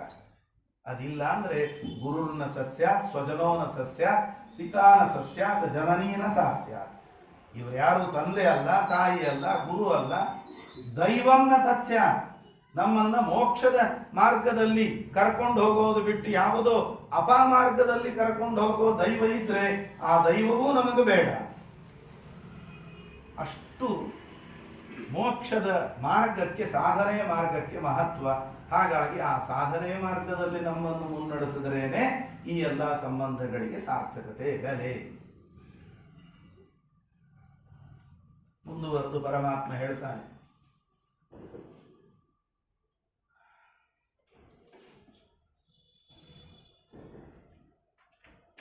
ಪುತ್ರಾಂಶ್ಚ ಶಿಷ್ಯಾಂಶ್ಚ ಪಿತಾ ಗುರುರ್ವ ಮಲ್ಲೋಕ ಕಾಮಃ ಮದನುಗ್ರಹಾರ್ಥ. ಯಾರಿಗೆ ನನ್ನ ಅನುಗ್ರಹ ಆಗಬೇಕು, ನನ್ನ ಲೋಕ ಉತ್ತಮವಾದ ಲೋಕ ದೊರೆಯಬೇಕು ಅಂತ ಅಪೇಕ್ಷೆ ಇದೆ, ಶಾಶ್ವತವಾಗಿ ಈ ಸಂಸಾರ ಬಂಧನದಿಂದ ಬಿಡುಗಡೆ ಪಡೆಯಬೇಕು ಅಂತ ಅಪೇಕ್ಷೆ ಇದೆ, ಅಂಥವರು ತಾವಷ್ಟೇ ನಮ್ಮಷ್ಟಕ್ಕೆ ನಾವು ಉದ್ಧಾರ ಆಗ್ತೇವೆ ಅಂತ ಆದರೆ ಸಾಲದು. ತನ್ನ ಮಕ್ಕಳು, ಮೊಮ್ಮಕ್ಕಳು ಅಥವಾ ತನ್ನ ಶಿಷ್ಯರು, ತನ್ನ ಮಾತು ಕೇಳುವವರು, ಅವರನ್ನೂ ಕೂಡ ಈ ಮಾರ್ಗದಲ್ಲಿ ಮುನ್ನಡೆಸಬೇಕು. ನಾನೊಬ್ಬ ನನ್ನ ಸಾಧನೆ ಮಾಡಿಕೊಳ್ತೇನೆ, ಉಳಿದವರು ಅವರಿಗೆ ತಿಳಿದಾಗ ತಾವು ಮಾಡ್ತಾರೆ ಅಂತ ಉಡಾಫೆ ಮಾಡಿ ಬಿಡಬಾರದು. ಸಣ್ಣವರಿದ್ದಾಗಿನಿಂದಲೇ ಅವರಿಗೆ ಆ ಮಾರ್ಗದಲ್ಲಿ ಒಂದು ರುಚಿ ಹುಟ್ಟುವ ರೀತಿಯಲ್ಲಿ ನಾವು ಅವರನ್ನು ಬೆಳೆಸಬೇಕು, ಸಂಸ್ಕಾರವನ್ನು ಕೊಡಬೇಕು. ಹೀಗೆ ವರ್ಣನೆ ಮಾಡ್ತಾ ಪರಮಾತ್ಮ, ಸಂಭಾವಿತವ್ಯಾನಿ ಪದೇ ಪದೇವೋ ವಿವಿಕ್ತ ದೃಷ್ಟಿ ತದುತಾರ್ಹಣನ್ನೇ. ನಾನು ಇಲ್ಲದೇ ಇರೋ ಪ್ರದೇಶ ಯಾವುದಿದೆ, ಎಲ್ಲದರ ಒಳಗೂ ನಾನು ತುಂಬಿದ್ದೆ. ಎಲ್ಲಾ ಠಾವಿನಲ್ಲಿ ವಿಠ್ಠಲನಿದ್ದಾನೆ ಅಂತ ಹೇಳಿದ್ದಾನೆ. ಆದ್ದರಿಂದ ಎಲ್ಲದರ ಒಳಗೂ ಇದ್ದೇನೆ, ಆದರೆ ಎಲ್ಲದರಿಂದಲೂ ಬೇರ್ಪಟ್ಟಿದ್ದೇನೆ. ನೀರಿನಲ್ಲಿ ಹಾಕಿದ ಎಣ್ಣೆಯ ಪಸೆಯಂತೆ, ಮಜ್ಜಿಗೆ ಕಡದಾಗ ಅಲ್ಲಿರುವಂತಹ ಬೆಣ್ಣೆ ಇದ್ದ ಹಾಗೆ. ಅದು ಮಜ್ಜಿಗೆ ಪಾತ್ರೆ ಒಳಗೆ ಇರ್ತದೆ, ಆದರೆ ಮಜ್ಜಿಗೆ ಪಾತ್ರೆಗೂ ಬೆಣ್ಣೆಗೂ ಸಂಬಂಧ ಇಲ್ಲ. ತೆಗೆದರೆ ಪೂರ್ತಿ ಇಡಿಯಾಗಿ ಬೆಣ್ಣೆ ಕೈಗೆ ಬರುತ್ತೆ. ಎಲ್ಲದರೊಳಗಿದ್ರೂ ಕೂಡ ಎಲ್ಲದರಿಂದ ಭಿನ್ನನಾಗಿ ಯಾವ ವಿಕಾರಕ್ಕೂ ತುತ್ತಾಗದೆ ನಾನಿರತಕ್ಕಂಥದ್ದು. ಹಾಗಾಗಿ ಎಲ್ಲಿಯೇ ನನ್ನನ್ನು ಕಾಣುವಾಗ, ಪೂಜೆ ಮಾಡುವಾಗ ಈ ಎಲ್ಲ ವಸ್ತುಗಳಿಂದಲೂ ಪರಮಾತ್ಮ ಭಿನ್ನನಾಗಿದ್ದಾನೆ ಅಂತ ಪಂಚವಿಧವಾದ ಭೇದಜ್ಞಾನವನ್ನು ತೆಗೆದುಕೊಳ್ಳಬೇಕು, ಭೇದಜ್ಞಾನವನ್ನು ಪಡೆಯಬೇಕು. ಇದು ನೀವೆಲ್ಲ ನನಗೆ ಮಾಡುವಂಥ ಒಂದು ದೊಡ್ಡ ಪೂಜೆ ಅಂತ ಪರಮಾತ್ಮ. ಅದಕ್ಕೆ ಆಚಾರ್ಯರು ತಾತ್ಪರ್ಯದಲ್ಲಿ ವಿವರಣೆ ಮಾಡುವಾಗ ಹೇಳ್ತಾರೆ, ಉಪಪಾದಯೇ ಪರಾತ್ಮಾನಂ ಜೀವೇಭ್ಯೋ ಯಃ ಪದೇ ಪದೇ. ಪರಮಾತ್ಮನಿಗೂ ಜೀವರಿಗೂ ಜೀವರಲ್ಲಿ, ಜಡಜೀವರಲ್ಲಿ, ಜಡಗಳಲ್ಲಿ ಜಡ ಪರಮಾತ್ಮನಿಗೆ ಇರುವಂತಹ ಏನು 5 ವಿಧವಾದ ಭೇದ ಇದೆ. ಇದು ಸುಮ್ಮನೆ ಪಂಚಭೇದ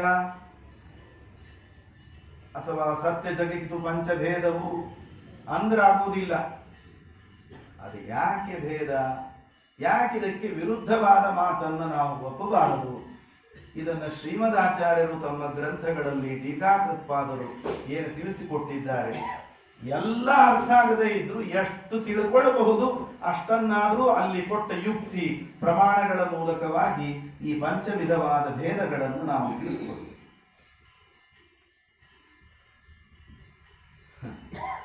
564 ಬ್ರಹ್ಮಸೂತ್ರಗಳಲ್ಲಿ ಪ್ರತಿಯೊಂದು ಬ್ರಹ್ಮಸೂತ್ರಗಳು ಈ ಭೇದವನ್ನ ಪ್ರತಿಪಾದನೆ ಮಾಡಲಿಕ್ಕೆ ಹೊರಟದ್ದು ಅಂತ ಸತ್ಯಧ್ಯಾನ ತೀರ್ಥರು ಭೇದ ಪರಾಣ್ಯೇವಕರು ಬ್ರಹ್ಮಸೂತ್ರಾಣಿ ಅಂತ ಗ್ರಂಥ ರಚನೆ ಮಾಡಿದ್ದು. ಅನುವ್ಯಾಖ್ಯಾನದಲ್ಲಿ ಆಚಾರ್ಯರು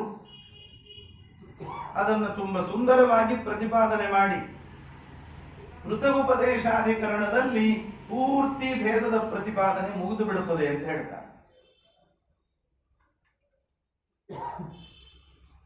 ಉಪನಿಷತ್ತುಗಳಲ್ಲಿ, ವೇದ ಮಂತ್ರಗಳಲ್ಲಿ, ಇತಿಹಾಸ ಪುರಾಣಗಳಲ್ಲಿ ಅವುಗಳನ್ನೆಲ್ಲ ಏಕತ್ರ ಸಂಗ್ರಹ ಮಾಡಿ ಶ್ರೀಮದಾಚಾರ್ಯರು ತಮ್ಮ ವಿಷ್ಣು ತತ್ವ ನಿರ್ಣಯ, ತತ್ವೋದ್ಯೋತ, ಅನುವ್ಯಾಖ್ಯಾನ, ಬ್ರಹ್ಮಸೂತ್ರ ಭಾಷ್ಯ, ಉಪನಿಷತ್ ಭಾಷ್ಯಗಳಲ್ಲಿ ಅಲ್ಲಲ್ಲಿ ಈ ಭೇದದ ಪ್ರತಿಪಾದನೆಯನ್ನ ಹೊಸ ಹೊಸ ಯುಕ್ತಿಗಳ ಮೂಲಕ ಪ್ರತಿವಾದಿಗಳು ಮಾಡಿದ ಎಲ್ಲ ಆಕ್ಷೇಪಗಳಿಗೆ ಉತ್ತರವನ್ನು ಕೊಟ್ಟು ಅಲ್ಲಿಂದ ಮುಂದೆ ಟೀಕಾಕೃತ್ಪಾದರು, ವ್ಯಾಸರಾಜರದ್ದಂತೂ ಕೇಳೋದೇ ಬೇಡ. ನರಸಿಂಹದೇವರ ಮುಖದಲ್ಲಿರೋ 3 ಕಣ್ಣುಗಳಿದ್ದಾಗೆ ವ್ಯಾಸರಾಜರು ನಿರ್ಮಾಣ ಮಾಡಿದ ವ್ಯಾಸತ್ರಯಗಳು ಅದು ಶ್ರೀಮನ್ ಮಧ್ವ ಸಿದ್ಧಾಂತದ ಸುಭದ್ರ ಕೋಟೆ ಇದ್ದಾಗೆ ಅದರ ರಕ್ಷಣೆ ಮಾಡಲಿಕ್ಕಾಗಿ ಇರುವಂತಹ.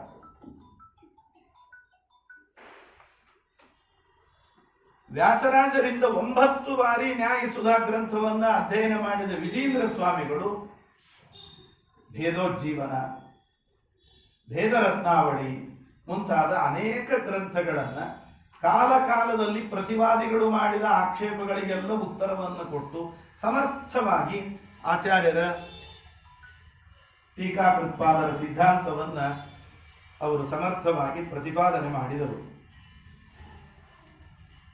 ಆ ದೃಷ್ಟಿಯಿಂದ ಈ ಪಂಚವಿಧವಾದ ಭೇದವನ್ನು ತಿಳಿಯೋದೇ ಒಂದು ದೊಡ್ಡ ಪೂಜೆ ಅಂತ ಪರಮಾತ್ಮ ಹೇಳ್ತಾರೆ. ಆ ಪೂಜೆಯನ್ನ ಅನೇಕ ಜನ ಮಹಾನುಭಾವರು, ನಮ್ಮ ಗುರುಗಳು, ಪರಮ ಗುರುಗಳು, ಸತ್ಯ ಧ್ಯಾನ ತೀರ್ಥರು, ಸತ್ಯ ಪ್ರಮೋದ ತೀರ್ಥರು, ಈಗ ಇರುವ ಗುರುಗಳು, ಹೀಗೆ ಅನೇಕ ಜನ ವಿದ್ವಾಂಸರು ನಿರಂತರವಾಗಿ ಮಾಡ್ತಾ ಬರ್ತಾ ಇದ್ದಾರೆ. ಆ ಪೂಜೆ ಅದು ಶಾಶ್ವತವಾಗಿ ನಿಲ್ಲುವಂತಹ ಪೂಜೆ, ಭಗವಂತನಿಗೆ ಬಹಳ ಪ್ರಿಯವಾದ ಪೂಜೆ. ಹೀಗೆ ಋಷಭದೇವರು ಮಾಡಿದ ಉಪದೇಶದ ಸಾರಾಂಶ ಮುಂದೆ ಭರತ ಚಕ್ರವರ್ತಿ ರಾಜ್ಯಭಾರವನ್ನು ಮಾಡ್ತಾ ತಾನು ಅನೇಕ ಯಜ್ಞಯಾಗಗಳನ್ನು ಮಾಡಿದ. ಅವನ ಯಜ್ಞಗಳ ವೈಶಿಷ್ಟ್ಯ ಅಂದರೆ ಯಾವ ದೇವತೆಗಳು ಆಹುತಿ ತೆಗೆದುಕೊಳ್ಳಿಕ್ಕೆ ಬರ್ತಾರೆ ಅವರನ್ನ ಆಮಂತ್ರಿಸಲಿಕ್ಕೆ ಹೇಳಿದ ಮಂತ್ರವನ್ನ, ಪ್ರತಿ ಪದಗಳನ್ನ ಆ ದೇವತೆಯ ಮಹಿಮೆಯನ್ನ ಅನುಸಂಧಾನ ಮಾಡುತ್ತಾ ತಾರತಮ್ಯದಲ್ಲಿ ಅವರ ಸ್ಥಾನ ಏನು, ಪರಮಾತ್ಮನ ಶರೀರದಲ್ಲಿ ಅವರು ಯಾವ ಭಾಗದಿಂದ ಸೃಷ್ಟಿಯಾದವರು, ಪ್ರಳಯ ಕಾಲದಲ್ಲಿ ಎಲ್ಲಿ ಲಯವನ್ನು ಪಡೆದುಕೊಡ್ತಾರೆ. ಅಂದ್ರೆ ಒಂದು ಬಟನ್ನು ತಿಳ್ಕೊಂಡೆ ಎಲ್ಲ ಬಯಾಡಾಟ ಬರ್ತದಂತಾರಲ್ಲ, ಹಂಗೆ ಒಬ್ಬ ದೇವತೆ ಬಂದ ಅಂದ್ರೆ ಅವನಿಗೆ ಬೇಕಾದ ಎಲ್ಲಾ ಮಾಹಿತಿಯು ಭರತ ಚಕ್ರವರ್ತಿಯ ಮನಸ್ಸಿನಲ್ಲಿ ಸುಳಿತಾ ಇತ್ತು. ಅಷ್ಟು ಅನುಸಂಧಾನದೊಂದಿಗೆ ಯಜ್ಞಯಾಗಗಳನ್ನು ಮಾಡ್ತಾ ಇತ್ತು. ಅನೇಕ ವರ್ಷಗಳ ಕಾಲ ಪ್ರಜೆಗಳನ್ನ ಮಕ್ಕಳಂತೆ ಪರಿಪಾಲನೆ ಮಾಡಿ ತನ್ನ ಮಕ್ಕಳಿಗೆ ರಾಜ್ಯಭಾರವನ್ನು ವಹಿಸಿಕೊಟ್ಟು ಇವತ್ತಿನ ನೇಪಾಳ ಗಂಡಕಿ ನದಿಯ ತೀರದ ಪುರಹಾಶ್ರಮಕ್ಕೆ ಬಂದು ವಾನಪ್ರಸ್ಥಾಶ್ರಮಿಯಾಗಿ ಅಲ್ಲಿರೋ ಋಷಿಮುನಿಗಳ ಸೇವೆ ಮಾಡಿಕೊಂಡು ಜಪ, ತಪ, ಧ್ಯಾನ, ಶ್ರವಣ ಇವುಗಳಲ್ಲಿ ಕಾಲ ಕಳೆಯುತ್ತಾ ಇದ್ದ. ಸಾಕಷ್ಟು ವರ್ಷ ಆಗಿತ್ತು.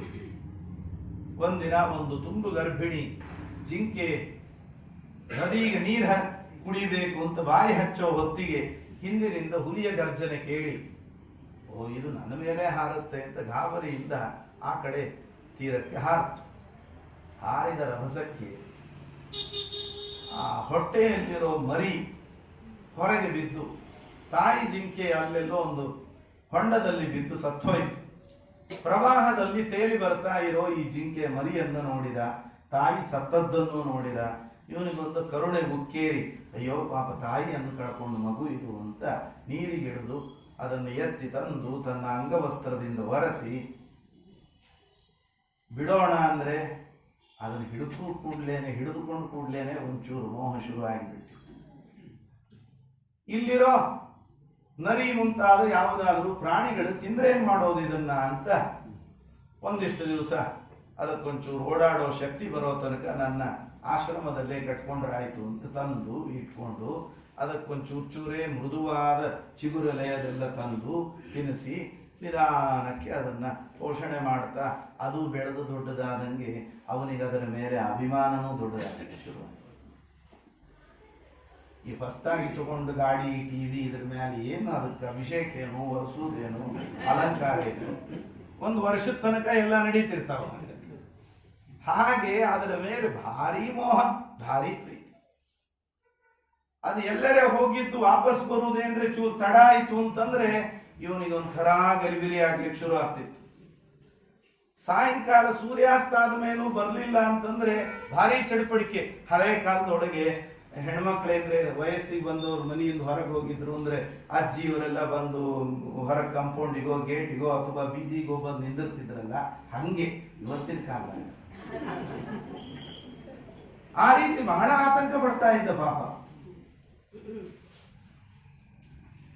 ಅವನಿಗೆ ಅದರ ಮೇಲೆ ಸಿಕ್ಕಾಪಟ್ಟೆ ಬೆಳಗಿನಿಂದ ರಾತ್ರಿಯವರೆಗೆ ಅವನು ಮಾಡ್ತಾ ಇದ್ದಂತಹ ಜಪ ತಪ ಪಾರಾಯಣ ಎಲ್ಲ ನಿಯಮಃ ಸಹ ಯಮಃ ಸರ್ವೇ ಏವ ಉದವಸನ್ ಎಲ್ಲ ಒಂದೊಂದಾಗಿ ಬಿಟ್ಟು ಹೋಗಿ ಬಿಡ್ತಾನೆ. ಶುಕಾಚಾರ್ಯ ಅಂತಾರೆ, ನೋಡು ಪ್ರಾರಬ್ಧ ಕರ್ಮ ಹೆಂಗಿದೆ. ಕೈ ಹಿಡಿದ ಹೆಂಡತಿ, ರಕ್ತ ಹಂಚಿಕೊಂಡು ಹುಟ್ಟಿದ ಮಕ್ಕಳು, ತಾನೇ ಕಟ್ಟಿ ಬೆಳೆಸಿದ ಸಾಮ್ರಾಜ್ಯ, ಸ್ವಾಭಾವಿಕವಾಗಿ ಇದರ ಮೇಲೆ ಅಭಿಮಾನ ಪ್ರೀತಿ ಇರಬೇಕಾದದ್ದು. ಅದನ್ನೆಲ್ಲ ಅಭಿಮಾನವನ್ನು ಕಳ್ಕೊಂಡು ಇಲ್ಲಿಗೆ ಬಂದವ.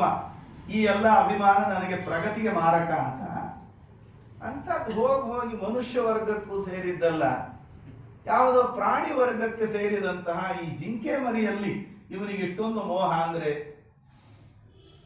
ನೂನಂ ಸ್ವಾರಬ್ಧ ಕರ್ಮಣ ಯೋಗಾರಂಭಣತೋ ವಿಭ್ರಂಸಿತ ಸ ಯೋಗ ತಾಪಸ. ಮಹಾ ತಪಸ್ವಿಯಾದ ಯೋಗಿಯಾದ ಆ ಭರತ ಪ್ರಾರಬ್ಧ ಕರ್ಮದ ಬಲದಿಂದ ತನ್ನ ಸ್ಥಾನದಿಂದ ಚ್ಯುತನಾಗಿದ್ದ. ಕಥಮಿತರತ ಜಾತ್ಯಂತರ ಏಣ ಗುಣಕ್ಕೆ ಆಸಂಗ. ಇಲ್ಲ ಅಂದ್ರೆ ಮನುಷ್ಯ ಜಾತಿಗೂ ಸೇರದೇ ಇರುವ, ಒಂದ್ ದಿವಸ ನೋಡಿಲ್ಲ ಬಿಟ್ಟಿಲ್ಲ ಪರಿಚಯ ಇಲ್ಲ ಅಂತ ಒಂದು ಈ ಜಿಂಕೆ ಮರಿಯಲ್ಲಿ ಇಷ್ಟೊಂದು ಮೋಹ ಅಂದ್ರೆ ಇವು ನಮಗೂ ಅಭ್ಯಾಸವ್ರಿ. ಬೆಕ್ಕಿನ ಮರಿ, ನಾಯಿ ಮರಿ ಎಲ್ಲ ಮನೆಯಾಗ ಬಹಳ ಮಂದಿ ಇಂಥ ವ್ಯಾಪಾರ ಮಾಡ್ತಿರ್ತಾರೆ. ಅದೇ ಹಸು ಕರುಗಳ ಸೇವೆ ಅಂತಂದ್ರೆ ಆಗುವುದಿಲ್ಲ. ಇವುಗಳನ್ನ ಶ್ರದ್ಧಾಳಗಳನ್ನು ಮಾಡ್ತಾರೆ, ಅದೆಲ್ಲ ತಪ್ಪು. ಕೊನೆಗೆ ಅವನ ಆಯುಷ್ಯ ತೀರ್ತಾ ಬಂತು. ಆ ಜಿಂಕೆ ಮರಿಯನ್ನೇ ನೋಡ್ತಾ ದೇಹ ಬಿಟ್ಟ. ಮರುಜನ್ಮದಲ್ಲಿ ಕಾಲಂಜರ ಪರ್ವತದಲ್ಲಿ ಅವನು ಜಿಂಕೆ ಮರಿಯಾಗಿ ಹುಟ್ಟಿದ. ಆದರೆ ನಾವು ಬೀಳ್ತೀವಿ, ಅವರು ಬೀಳ್ತಾರೆ. ನಾವು ಹೆಂಗ್ ಬೀಳ್ತೀವಿ, ಅವ್ರು ಹೆಂಗ್ ಬೀಳ್ತಾರೆ ಅನ್ನೋದಕ್ಕೆ ನಮ್ಮ ಗುರುಗಳೊಂದು ಹೇಳ್ತಾ ಇದ್ರು. ನಾವೆಲ್ಲ ಹತ್ತಿ ಉಂಡಿ ಬಿದ್ದಂಗೆ ಬೀಳ್ತೀವಿ, ಅವರೆಲ್ಲ ಚಂಡ ಬಿದ್ದಂಗೆ ಬೀಳ್ತಾರೆ. ಹತ್ತಿ ಉಂಡಿ ಕೆಳಗೆ ಬಿತ್ತು ಅಂದ್ರೆ ಎಲ್ಲಿ ಬಿದ್ದಿರ್ತದೆ ಅಲ್ಲೇ ಹೆಂಗ ಹೊಳ್ಳಾಡಿಕೊಂಡು ಕೂತಿರ್ತದೆ. ಅದು ಗಾಳಿ ಇದ್ರೆ, ಇಲ್ಲ ಅಂದ್ರೆ ಇಲ್ಲೇ ಬಿದ್ದಲ್ಲೇ. ಚಂಡ ಹಂಗಲ್ಲ, ನೀವು ಎಷ್ಟು ಎತ್ತರದಿಂದ ಒಗೀತೀರಿ ಅದರ 2ರಷ್ಟು ಎತ್ತರಕ್ಕೆ ಮ್ಯಾಲೆ ಕುಟ್ಟಿತ್ತು. ಇವರೆಲ್ಲ ಹಂಗ ಬೀಳೋರು. ಇವರು ಧ್ರುವ ಇರ್ಲಿ, ಭರತ ಇರ್ಲಿ, ಇವರೆಲ್ಲ ಬೀಳೋದು ಹಿಂಗೆ. ಬೀಳೋದು ಮುಖ್ಯ ಅಲ್ಲ, ಬಿದ್ದು ಕೂಡಲೇ ಎಷ್ಟು ಮ್ಯಾಲೆ ಕುಟುದು ಹೇಳ್ತಾರೆ ಅನ್ನೋದು ನೋಡ್ಬೇಕು. ಮನುಷ್ಯನಲ್ಲಿ ಇದನ್ನ ಬೆಳೆಸಬೇಕು ಈ ಗುಣವನ್ನು ಮಕ್ಕಳಲ್ಲಿ ನಾವು ತಿಳಿಸ್ಕೊಡ್ಬೇಕು. ಯಾಕೆಂದ್ರೆ ಸಂಸಾರಿಕ ಜೀವನದಲ್ಲಿ ಬೀಳೋದು ಸಹಜ, ಬೀಳೋದು ದೊಡ್ಡ ವಿಷಯ ಅಲ್ಲ, ಬಿದ್ದವ ಹ್ಯಾಂಗೆ ಎದ್ದು ನಿಂದ್ರೆ ತಾನನ್ನೋದು ಮುಖ್ಯದ. ಹಾಗಾಗಿ ದೇವರ ಅನುಗ್ರಹ ಜೀವನದುದ್ದಕ್ಕೂ ಅವನು ಮಾಡಿದ ಸಾಧನೆ ಅವನು ಕೈ ಬಿಡಲಿಲ್ಲ. ಅವನಿಗೆ ಹಿಂದಿನ ಜನ್ಮದ ಸ್ಮರಣೆ ಇತ್ತು. ಅವನ ಆಲೋಚನೆ ಮಾಡಿದ, ನಾ ಎಲ್ಲಿ ತಪ್ಪು ಮಾಡಿದೆ ಅಂತ. ಸರಿ, ಆ ಎಲ್ಲ ಜಿಂಕೆ ಹಿಂಡುಗಳನ್ನು ತೊರೆದು ಮತ್ತದೇ ಪುನಃಾಶ್ರಮಕ್ಕೆ ಬಂದು ಪ್ರಾಣಿ ಜನ್ಮ ಮನಸ ಭಗವಂತನ ಚಿಂತನೆ ಮಾಡ್ತಾ ಆಯುಷ್ಯ ತೀರಿದಾಗ ದೇಹವನ್ನು ನದಿಯಲ್ಲಿ ಹಾಕಿ ಮರು ಜನ್ಮದಲ್ಲಿ ಅಂಗಿರಸ ಕುಲದ ಒಬ್ಬ ಬ್ರಾಹ್ಮಣ, ಅವನಿಗೆ 2 ಹೆಂಡತಿಯರು, ಒಬ್ಬ ಹೆಂಡತಿಯಲ್ಲಿ 9 ಜನ ಗಂಡು ಮಕ್ಕಳು, 2ನೇ ಹೆಂಡತಿಯಲ್ಲಿ ಮಿಥುನಂಚ ಯವೀಯಸ್ಯಾಂ ಭಾರ್ಯಾಯ, 1 ಗಂಡು 1 ಹೆಣ್ಣು, ಅವಳಿ ಜವಳಿ ಮಕ್ಕಳು. ಶಮ ದಮ ತಪಸ್ಸು ಸ್ವಾಧ್ಯಾಯ ತಿತಿಕ್ಷಾ ಸಂತೋಷ ಪ್ರಶ್ರಯ ಮುಂತಾದ ಎಲ್ಲ ಗುಣಗಳಿಂದ ಕೂಡಿದ ಆ ಬ್ರಾಹ್ಮಣನ ಪುತ್ರನಾಗಿ ಹುಟ್ಟಿದ ಇವನು ಚರಮ ಶರೀರೇಣ ವಿಪ್ರತ್ವಂ ಗತಮಾಹು. ಅವನಿಗಿದು ಚರಮ ಶರೀರ. ಚರಮ ಶರೀರದಲ್ಲಿ ಬ್ರಾಹ್ಮಣ್ಯ ಪಡೆದಿದ್ದಾನೆ. ಒಂದು ಶಾಸ್ತ್ರದ ನಿಯಮ ಇದೆ, ಏನು ಅಂದ್ರೆ ಚರಮ ಶರೀರ ಅವನಿಗೆ ಯಾವುದು ಬರ್ತದೋ ಅದೇ ಅವನ ಸ್ವರೂಪ ಅಂತ. ಅಕಸ್ಮಾತ್ ಚರ್ಮ ಶರೀರ ಪ್ರಾಣಿಯದ್ದು ಬಂದ್ರೆ ಅವನು ಸ್ವರೂಪದಿಂದಲೇ ಪ್ರಾಣಿ, ಗಿಡದ್ದು ಬಂದ್ರೆ ಸ್ವರೂಪದಿಂದಲೇ ಗಿಡ. ಅವನು ಮೋಕ್ಷದಲ್ಲೂ ಅದೇ ರೂಪದಲ್ಲಿ ಇರ್ತಾನೆ. ಚರ್ಮ ಶರೀರ ಏನಾದರೂ ಬ್ರಾಹ್ಮಣನೋ ಕ್ಷತ್ರಿಯನದ್ದೋ ಬಂದ್ರೆ ಅವನು ಮೋಕ್ಷದಲ್ಲೂ ಕೂಡ ಬ್ರಾಹ್ಮಣನೋ ಕ್ಷತ್ರಿಯ ಇದರಿಂದೇನೆ. ಚರ್ಮ ಶರೀರ ಮಾತ್ರ ನಮ್ಮ ಸ್ವರೂಪಕ್ಕನುಗುಣವಾಗಿರ್ತದೆ. ಉಳಿದದ್ದೆಲ್ಲ ಕರ್ಮಕ್ಕನುಗುಣವಾಗಿ ಸ್ವರೂಪದಿಂದ ಬ್ರಾಹ್ಮಣನಾಗಿ ಹುಟ್ಟಿನಿಂದ ಅವನು ಕ್ಷತ್ರಿಯನೋ ವೈಶ್ಯನೋ ಇನ್ನೇನೋ ಆಗಬಹುದು. ಸ್ವರೂಪ ಶರೀರದಿಂದ ಅವನು ಅಂತ್ಯಜನೋ ಅಥವಾ ವೈಶ್ಯನೋ ಕ್ಷತ್ರಿಯನೋ ಇದ್ದು ಹುಟ್ಟಿನಿಂದ ಬ್ರಾಹ್ಮಣನಾಗಿ ಹುಟ್ಟಿರಬಹುದು. ಇವೆಲ್ಲ ಬದಲಾವಣೆ ಆಗುವಂತಹದ್ದು. ಸ್ವರೂಪ ಹೊರಗಿನ ದೇಹ ಎರಡು ಒಂದೇ ಆಗೋದು ಚರ್ಮ ಶರೀರದಲ್ಲಿ ಮಾತ್ರ. ಆಮೇಲೆ ಅದೇ ಮುಕ್ತಿಯಲ್ಲಿ ಕಂಟಿನ್ಯೂ ಆಗ್ತದೆ. ಅಲ್ಲಿ ಎರಡಿಲ್ಲ, ಸ್ವರೂಪ ಶರೀರ ಮಾತ್ರ. ಆದ್ರೆ ಆವಾಗ ಮಾತ್ರ ತನ್ನಲ್ಲಿ ಎಲ್ಲಾ ತುಂಬಿಕೊಂಡಿದ್ರೂ ಏನನ್ನೂ ಹೊರಗೆ ತೋರಿಸ್ತಿಲ್ಲ. ತಪಶಕ್ತಿ ಇದೆ, ವಿದ್ಯೆ ಇದೆ. ಅಣ್ಣಂದ್ರೆಲ್ಲ ಇವ ಕೆಲಸಕ್ಕೆ ಬಾರದ ವ್ಯಕ್ತಿ ಅಂತ ಭಾವಿಸಿದ್ರು. ಅವನ ಕಡೆ ಏನೇನೋ ಕೆಲಸ ಮಾಡಿಸ್ತಾ ಇದ್ರು. ಮನೆಗೆ ಬಂದ್ರೆ ಏನಾದ್ರೂ ಹೊತ್ತಿದ್ದೋ ಹಳಸಿದ್ದೋ ಏನಿರ್ತದೆ, ಒಟ್ಟೊಂದು ಹೊಟ್ಟೆಗೆ ಬಿದ್ರಾಯಿತು ಅಂತ. ನಮ್ದೆಲ್ಲ ರುಚಿ ಪ್ರಪಂಚ ಬಹಳ ದೊಡ್ಡದಿತ್ತು. ಸ್ವಲ್ಪ ಹೆಚ್ಚು ಕಡಿಮೆ ಆಗ್ಬಾರ್ದು. ಬಹಳ ಅದರ ಬಗ್ಗೆ ತೀಕ್ಷ್ಣವಾಗಿ ನೋಡ್ತಾ ಇರ್ತೀವಿ. ಉಪ್ಪು ಜಾಸ್ತಿ ಆಗಬಾರ್ದು, ಹುಳಿ ಜಾಸ್ತಿ ಆಗಬಾರ್ದು, ಖಾರ ಜಾಸ್ತಿ ಆಗಬಾರ್ದು, ಕಡಿಮೆನೂ ಆಗಬಾರ್ದು. ಬಹಳ ಕಷ್ಟ ಇದು. ಆದ್ರೆ ಅವ್ರದ್ದು ಹಾಗಲ್ಲ. ಒಟ್ಟು ಏನು ಇದೊಂದು ಚೀಲ, ಇದಕ್ಕೊಂದಿಷ್ಟು ತುಂಬಿಸಿದ್ರೆ ಮುಗಿದೋಯ್ತು ಅಷ್ಟೇ. ಇದೊಂಥರ ಅವಧೂತ ಪ್ರವೃತ್ತಿ ಅವರಂತ. ಒಮ್ಮೆ ಗದ್ದೆ ಕಾಯೋದಕ್ಕೆ ಕೂಡಿಸಿದ್ರೆ ಅವನನ್ನು. ಒಳ್ಳೆ ಪೈರು ಬೆಳೆದಿದೆ. ಈ ಹುಲಿ ಸಿಂಹ ಕಾಡಹಂದಿ ಎಲ್ಲ ಪೈರು ಹಾಳು ಮಾಡಿಬಿಡುತ್ತದೆ ಅಂತ ಮೃಗವರಾಹಾದಿಭ್ಯ ಕೇದಾರಖಂಡಂ ಸಂರಕ್ಷಮಾಣ. ಕೇದಾರಖಂಡ ಅಂದ್ರೆ ಹೊಲ, ಅದನ್ನು ರಕ್ಷಣೆ ಮಾಡಲಿಕ್ಕೆ ಅಂತ ಕೂತಿದ್ದ. ಒಂದು ಪಂಚ ಉಟ್ಕೊಂಡು ಪರಿಮೈಯಲ್ಲಿ ಒಳ್ಳೆ ಗುಂಡುಗೊಂಡು ದಷ್ಟಪುಷ್ಟ, ಯಾವ ಏಚ್ ಪೇಚ್ ಇಲ್ಲ, ಆರಾಮ್ ಬೆಳೆದಿದ್ದಾವ. ಹಾಗಾಗಿ ಅವನು ಕೂತಿದ್ದಾನೆ ಹಗಲು ರಾತ್ರಿ. ಯಾದವಾರರು ವ್ಯಾಖ್ಯಾನ ಮಾಡುವಾಗ ಹೇಳ್ತಾರೆ, ಅವನೇನೋ ಹೊಲ ಕಾಯ್ಲಿಕ್ಕೆ ಕೂತಿದ್ದ, ಇವನ್ ಕಾಯೋರು ಯಾರು? ಪೈರು ತಿನ್ಲಿಕ್ಕೆ ಬಂದ ಆ ಕಾಡು ಕೋಣನೋ ಕಾಡು ಹಂದಿಯೋ ಸಿಂಹನೋ ಹುಲಿಯೋ ಇವನ್ ತಿಂದ್ರೆ ಅದಕ್ಕೆ ಯಾದವಾರರಂತಾರೆ ಮೃಗವರಾಹಾದಿಭ್ಯ ಸಂರಕ್ಷಮಾಣ ಅಂತ. ಇವನನ್ನ ರಕ್ಷಣೆ ಮಾಡಲಿಕ್ಕೆ ನರಸಿಂಹ ವರಾಹ ರೂಪದಿಂದ ಭಗವಂತ ನಿಂತಿದ್ದಾನೆ. ಅವನಿಂದ ರಕ್ಷಿತನಾಗಿ ಇವ ಹೊಲ ರಕ್ಷಣೆ ಮಾಡ್ಲಿಕ್ಕೆ ನಿಂತಿದ್ದಾನೆ. ಯಾಕೆಂದ್ರೆ ಅವರದ್ದು ಅದೇ ಜೀವನದ ಅನುಭವ. ಅವರನ್ನ ರಕ್ಷಣೆ ಮಾಡಿದ್ದು ಆಗ್ರತೋ ನಾರಸಿಂಹಶ್ಚ ಪೃಷ್ಠತೋ ಗೋಪಿನಂದನ ಆಗುವ.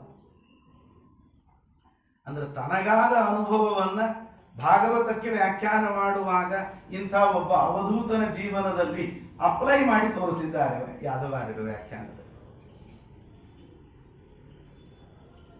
ಮುಂದೊಂದು ದಿವಸ ಒಬ್ಬ ರಾಜ ಭದ್ರಕಾಳಿಗೆ ಹರಕೆ ಹೊತ್ತಿದ್ದ, ನನಗ್ ಗಂಡು ಮಗು ಆದ್ರೆ ನಿನಗೊಂದು ಗಂಡು ಬಲಿ ಕೊಡ್ತೀನಿ. ಯಾರೋ ಹರಕೆ ಕುರಿ ವ್ಯವಸ್ಥೆ ಮಾಡಿದ್ರು, ದುಡ್ಡು ಗಿಡ್ ಕೊಟ್ಟು. ಅವ ಟೈಮ್ ಬರೋ ಹೊತ್ತಿಗೆ ತಪ್ಪಿಸ್ಕೊಂಡು ಹೋಗ್ಬಿಟ್ಟ. ಮತ್ತೆ ಯಾರಾದ್ರೂ ಒಬ್ರು ಕರ್ಕೊಂಬರ್ರಿ ಅಂತ ದೂತರನ್ನು ಕಳಿಸಿದ. ಇವ ಹೊಲ ಕಾಯ್ತಾ ಕೂತಿದ್ದ, ನೋಡ್ಲಿಕ್ಕೆ ಒಳ್ಳೆ ಗುಂಡ್ಕೊಂಡಿದ್ದಾನೆ. ಸರಿ ಅಂತ ಹೇಳ್ಕೊಂಡು ಬಂದು ಸ್ನಾನಕ್ಕೆ ಹಾಕಿ ಎಣ್ಣೆ ಗಿಣ್ಣೆ ಹಚ್ಚಿ ಬಿಸಿನೀರು ಸ್ನಾನ ಮಾಡಿಸಿ ಕೆಂಪು ಬಟ್ಟೆ ಉಡಿಸಿ ಕೆಂಪು ಹಾರ ಹಾಕಿ ಆ ಬಲಿಸ್ತಂಭಕ್ಕೆ ತಂದು ಕಟ್ಟಿದ್ರು. ಅವೇನು 108ಗೆ ಫೋನ್ ಮಾಡಲಿಲ್ಲ, ಹೆಲ್ಪ್ ಅಂತ ಕಿರಿಚಿಕೊಳ್ಳಲಿಲ್ಲ, ಏನು ಮಾಡಲಿಲ್ಲ. ಅವನಿಗೆ ಒಂದೇ, ಇದೇ ವಿಧಾನದಿಂದ ನಾನು ಮರಣ ಹೊಂದು ಪರಮಾತ್ಮನ ಸಂಕಲ್ಪದಲ್ಲಿದ್ರೆ ನನ್ನ ರಕ್ಷಣೆ ಮಾಡ್ಲಿಕ್ಕೆ ಯಾರು? ಅವನ ಸಂಕಲ್ಪಕ್ಕೆ ಬಂದಿಲ್ಲ ಅಂದ್ರೆ ಕೊಲ್ಲಿಕ್ಕೆ ಇವ್ರು ಯಾರು ಅಂತ ದೃಢ ವಿಶ್ವಾಸ ನೋಡ್ರಿ. ನಾವು ಅಂತಿರ್ತೀವಿ ಬಾಯಿಲೆ, ಅಷ್ಟು ಖರೆ ಇರಂಗಿಲ್ಲ. ಮತ್ತ ಮನಿ ಮುಂದೆ ಏನೋ ಒಂದು ಬೋರ್ಡ್ ಹಾಕಿ ಒಳಗೆ ನಾಯಿಗಳಿವೆ, ಯಾರೋ ಸೆಕ್ಯೂರಿಟಿ ಒಂದೊಂದಿಷ್ಟು 3 ಶಿಫ್ಟ್ನೊಳಗೆ ಇಟ್ಕೊಂಡು ವಿಚಿತ್ರ. ಅವನಿಗೆ ಆ ಯಾವ ಇದು 100ಕ್ಕೆ 100 100% ಆ ದೇವರಲ್ಲಿ ವಿಶ್ವಾಸ ಇತ್ತು. ಆ ವಿಶ್ವಾಸ ಅವನನ್ನು ಕಾಯಿತು. ಯಾವಾಗ ಬಲಿ ಕೊಡಬೇಕು ಅಂತ ಸಿದ್ಧರಾದರೂ ಅವರೆಲ್ಲ ಮದ್ಯಪಾನ ಮಾಡಿ ಕೈಯಲ್ಲಿ ಖಡ್ಗ ಹಿಡ್ಕೊಂಡು ಹುಚ್ಚರಂತ ಕುಣಿತಾ ಇದ್ರು. ಆ ಪ್ರತಿಮೆ ಒಳಗೆ ಕೂತು ಭದ್ರಕಾಳಿಗೆ ಬೆಂಕಿ ಮೇಲೆ ಕೂತಂಗಾಗಿತ್ತು. ನಾಳೆ ಅವ ಕೇಳಿದ್ರೆ ಏನ್ ಮಾಡಿದಿ ನನ್ನ ಭಕ್ತನನ್ನ ಅಂತ ಕೇಳಿದ್ರೆ ಉತ್ತರ ಏನ್ ಕೊಡ್ಲಿ ನಾನು? ತಕ್ಷಣ ಪ್ರತಿಮೆಯಿಂದ ಹೊರಬಂದು ಅದೇ ಖಡ್ಗ ತಗೊಂಡು ಇವರೆಲ್ಲರ ರುಂಡ ಚಂಡಾಡಿ ಅವನ ಆ ಬಂಧನವನ್ನು ಬಿಡುಗಡೆಗೊಳಿಸಿ ಕಳಿಸ್ಕೊಟ್ಲು. ತಾನು ಮತ್ ಪ್ರತಿಮೆಯ ಒಳ ಹೋಗ್ತು. ಶುಕಾಚಾರ್ಯ ಅಂತಾರೆ, ನೂನಂ ಮಹದಭಿಚಾರಾತಿಕ್ರಮ ಕಾರ್ಸ್ನೇನ ಆತ್ಮನೇ ಫಲತಿ. ನೋಡು, ದೊಡ್ಡವರ ವಿಷಯದಲ್ಲಿ ನಾವೇನಾದರೂ ಅಪಚಾರ ಮಾಡಿದೀವಿ ಅಂದ್ರೆ ಹೆಂಗದು ವಾಪಸ್ ಹೊಡೆಯುತ್ತದೆ ಅಂತ ಅನ್ನೋದಕ್ಕೆ ಇದೇ ಉದಾಹರಣೆ. ತುಂಬಾ ಎಚ್ಚರ ಇರಬೇಕು.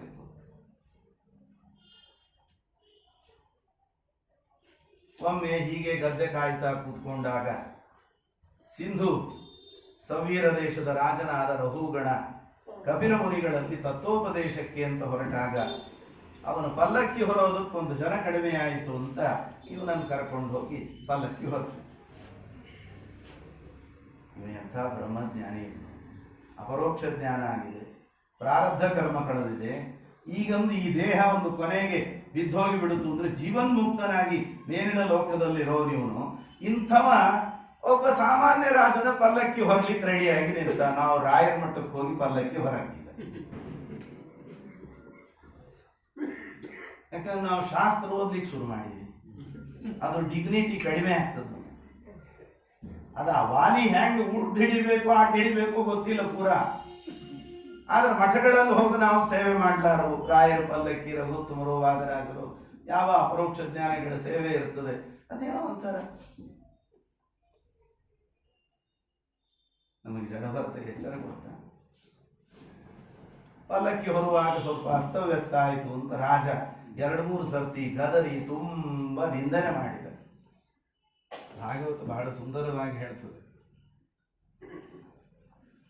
ಅವಸ್ತುನಿ ಸಂಸಾರ ವಿಶೇಷೆ ಅಹಮ್ಮಮೇ ತ್ಯನಧ್ಯಾರೋಪಿತ ಮಿಥ್ಯಾ ಪ್ರತ್ಯಯ ಬ್ರಹ್ಮಭೂತ ತೂಷ್ಣೀಂ ಶಿಬಿಕಾಂ ಉವಾಹ. ಈ ಜಡದೇಹದಿದೆಯಲ್ಲ, ಇದು ನನ್ನಲ್ಲ. ಕೆಲವೊಮ್ಮೆ ಏನ್ರೆ ಮುಳ್ಳುಗಿಳು ತೆಗಿಯೋ ಮುಂದೆ ಭಾಳ ನೋವಾಗ್ತಿದ್ರ ಎಷ್ಟಂತ ಅಳ್ತಿ ಒದರ್ತಿ, ಸ್ವಲ್ಪ ನಂದಲ್ಲ ಅಂತ ಕೂತ್ಬಿಡು ಅಂತ. ಇನ್ನು ನಂದಲ್ಲ ಅಂತ ಅವರಂದು ನಾ ಅಂದ್ಕೊಂಡ್ರೆ ಆಗ್ತದೆ, ನೋವಾಗುದು ಹಾಗೆ ಆಗ್ತದೆ. ಆದ್ರೆ ಅವನಿಗೆ ಈ ದೇಹ, ಈ ಇಂದ್ರಿಯ ಇದು ಯಾವುದು ನಂದಲ್ಲ ಅನ್ನೋದು ಅಕ್ಷರಶಃ ಮನಸ್ಸಿನಲ್ಲಿ ಅನುಸಂಧಾನಕ್ಕೆ ಬಂದಿದೆ.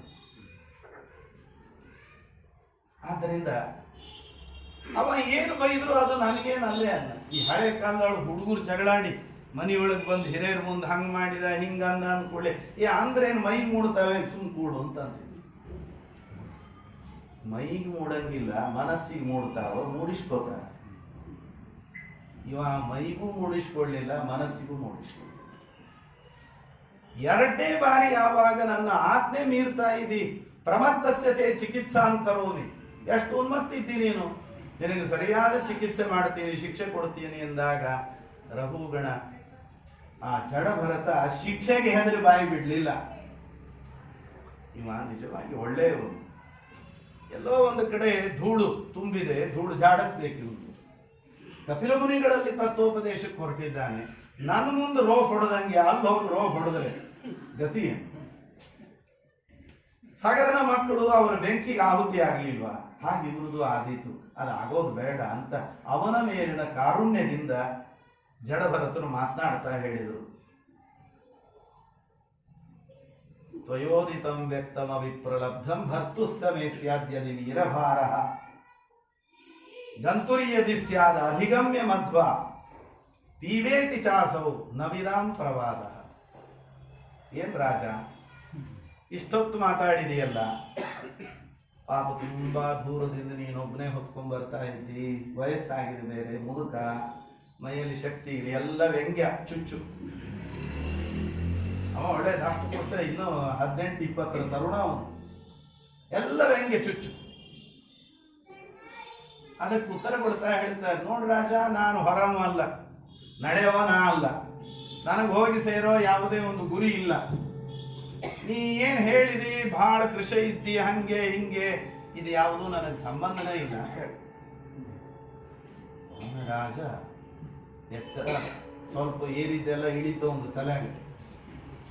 ತಕ್ಷಣ ಕೆಳಗಿಳಿದು ಬಂದ, ಸಾಷ್ಟಾಂಗ ನಮಸ್ಕಾರ ಹಾಕಿ ಕೇಳಿದ, ನಾಹಂ ವಿಶಂಕೆ ನರರಾಜಭದ್ರ ನತ್ರ್ಯಕ್ಷಶೂಲ ನಯಮಸ್ಯ ದಂಡ ನಾಜ್ಞರ್ಕ ಸೋಮಾನಿಲ ವಿದ್ರಭಾಸ್ತ್ರ ಶಂಕೆ ಭೃಶಂ ಬ್ರಹ್ಮಕುಲಾವಮಾನ. ರುದ್ರದೇವರ ತ್ರಿಶೂಲಕ್ಕೆ ಅಂಜಮಲ್ಲ, ದೇವೇಂದ್ರನ ವಜ್ರ ಇದಕ್ಕೆ ಅಂಜಂಗಿಲ್ಲ.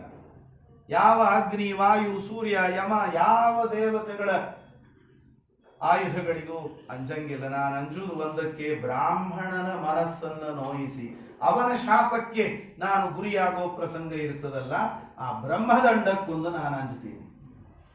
ಬ್ರಹ್ಮಕುಲಕ್ಕೆ ನನ್ನಿಂದ ಅವಮಾನ ಆದರೆ ಇದೆಲ್ಲ ಬಡದ್ರೆ ಒಂದ್ ದಿವಸ ಸಾಯ್ತೀವಿ. ಬ್ರಹ್ಮಶಾಪಕ್ಕೆ ನಾವು ಗುರಿಯಾದರೆ, ಬ್ರಾಹ್ಮಣರ ಅವಮಾನ ಮಾಡಿದರೆ ಅದಕ್ಕೆ ಎಷ್ಟೋ ಜನ್ಮಾಂತರಗಳವರೆಗೆ ತಲೆತಲಾಂತರ ನಾವು ನರಕಕ್ಕೆ ಬೀಳಬೇಕಾದ ಪ್ರಸಂಗ ಇದೆ. ಆದ್ದರಿಂದ ಅಪಚಾರ ಆಗಿದೆ, ಕ್ಷಮಿಸು. ನೀನು ಹೇಳಿದ ಮಾತು ನನಗೆ ಅರ್ಥ ಆಗಲಿಲ್ಲ. ದೂರದಿಂದ ಹೊತ್ಕೊಂಡ್ ಬರ್ತಾ ಇದ್ದಿ, ನಡೀತಾ ಇದ್ದಿ, ನನಗೇನೂ ಇಲ್ಲೇ ಇಲ್ಲ ಅಂತ ಹೇಳ್ತಿ, ಇದು ಹೆಂಗೆ? ತಾಲ್ಯಗ್ನಿ ತಾಪಾತ್ ಪಯತೋಪಿ ಸಾಪ ತತ್ತಾಪತ ಸ್ತಂಡುಲ ರಂಧ್ರವೃದ್ಧಿ. ಹೊತ್ತಿ ಉರಿಯೋ ಒಲೆಯ ಮೇಲೆ ಪಾತ್ರೆ ಇಡ್ತೀವಿ, ಪಾತ್ರೆ ಬಿಸಿ ಆಯಿತು, ಅದರೊಳಗೆ ನೀರು ಹಾಕಿದೀವಿ, ಬಿಸಿ ಪಾತ್ರೆ ಸಂಪರ್ಕದಿಂದ ನೀರು ಬಿಸಿ ಆಯಿತು, ಅದರೊಳಗೆ ಗಟ್ಟಿ ಅಕ್ಕಿ ಹಾಕಿದೀವಿ, ಬಿಸಿ ನೀರಿನ ಸಂಪರ್ಕದಿಂದ ಅಕ್ಕಿ ಅರಳಿ ಅನ್ನ ಆಯಿತು.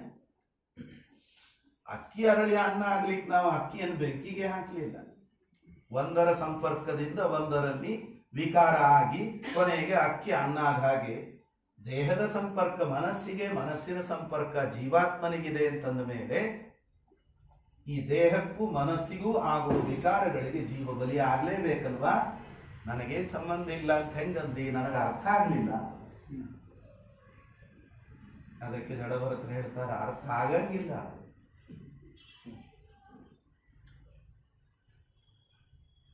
ಯಾವ ಬೇಸಿಕ್ ನಾಲೆಜ್ ಇಲ್ಲದೆ ಸುಧಾ ತರ್ಕ ತಾಂಡವ ಹೇಳು ಅಂತಂದ್ರೆ ಹೇಳೋರು ಹಣ್ಣಾಗ್ತಾರ, ಕೇಳೋರಿಗೆ ಅರ್ಥ ಆಗುದಿಲ್ಲ ಅಂತ. ನಿಂದ ಹಾಗಿದೆ ಪರಿಸ್ಥಿತಿ.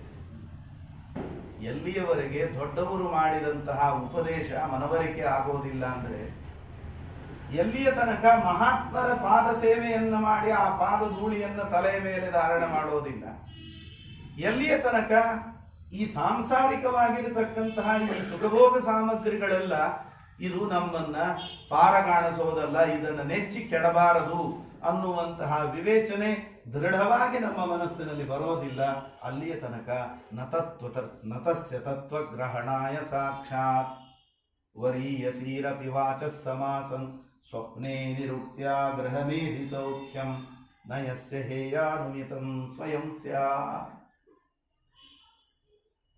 ಯಾವ ದೊಡ್ಡವರೇ ನೇರವಾಗಿ ಬಂದು ಉಪದೇಶ ಮಾಡಲಿ, ವೇದಾದಿ ಶಾಸ್ತ್ರಗಳ ಉಪದೇಶ ಇರಲಿ, ಅದು ನಮ್ಮ ಮನಸ್ಸಿಗೆ ಮನವರಿಕೆ ಆಗಬೇಕು ಅಂತಿಲ್ಲ. ಒಂದು ಹಂತದಲ್ಲಿ ನಮ್ಮ ಮನಸ್ಸು ಈ ವೈಷಯಿಕ ಭೋಗ ಪ್ರಪಂಚದಿಂದ ನಿಧಾನವಾಗಿ ವಿಮುಖಾಗಿ ಈ ಕಡೆ ಸರದಾಗ ಮಾತ್ರ ಈ ತತ್ವಗಳು ಅರ್ಥ ಆಗಲಿಕ್ಕೆ ಸಾಧ್ಯ.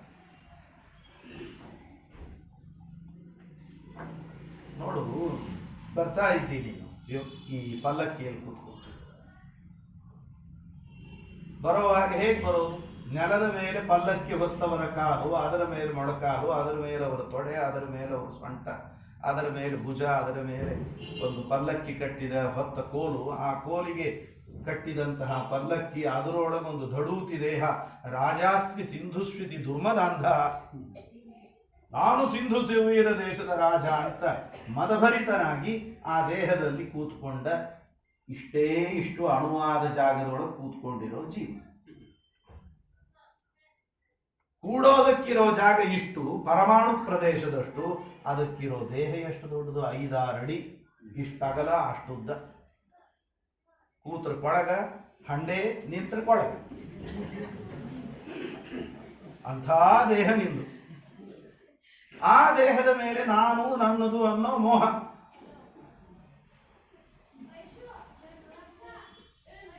ಜನ ಏನಂತಾರೆ?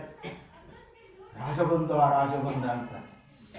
ಯಾರು ರಾಜಪೂತ ಪಲ್ಲಕ್ಕಿ ಬಂತು, ಅವನ ದೇಹ ಬಂತು, ಪಲ್ಲಕ್ಕಿ ಹೊತ್ತ ಕೋಲು ಬಂತು, ಹೊತ್ಕೊಂಡವರು ಭುಜ ಬಂತು, ನಡ ಬಂತು, ಮೊಣಕಾಲು ಬಂತು, ಕಾಲು ಬಂತು ಅಂತ ಯಾರೂ ಹೇಳುವುದಿಲ್ಲ. ಎಲ್ಲರೂ ಹೇಳೋದು ರಾಜಬಂಧ ಅಂತ. ನಿಜವಾಗಿ ನೋಡಿದ್ರೆ ಎಲ್ಲಾನು ಬರ್ಲಿಕ್ಕತ್ತೇವೆ.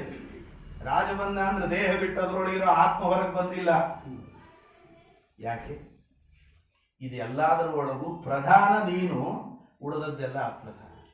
ಹಾಗೆ ಇಡೀ ಪ್ರಪಂಚದ ಒಳಗೆ ಪ್ರಧಾನನಾದವನು ಪರಮಾತ್ಮ. ನಾವು ಪರಮಾತ್ಮನನ್ನೇ ಮರೆತು ಉಳಿದದ್ದೆಲ್ಲ ವ್ಯವಹಾರ ಮಾಡ್ಕೊಂಡು ಹೊರಟ್ರೆ ಹೇಗೆ?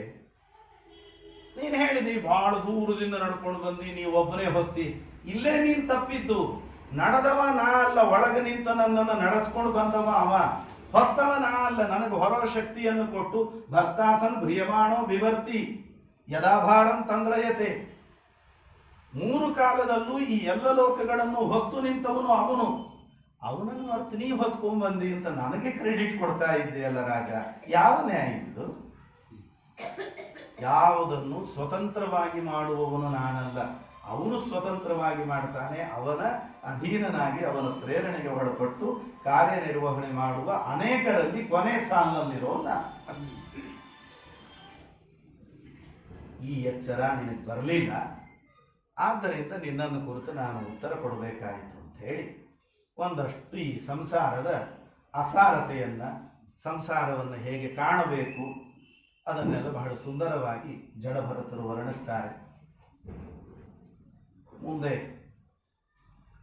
ಈ ಭೂಮಂಡಲದ ವಿಸ್ತಾರ,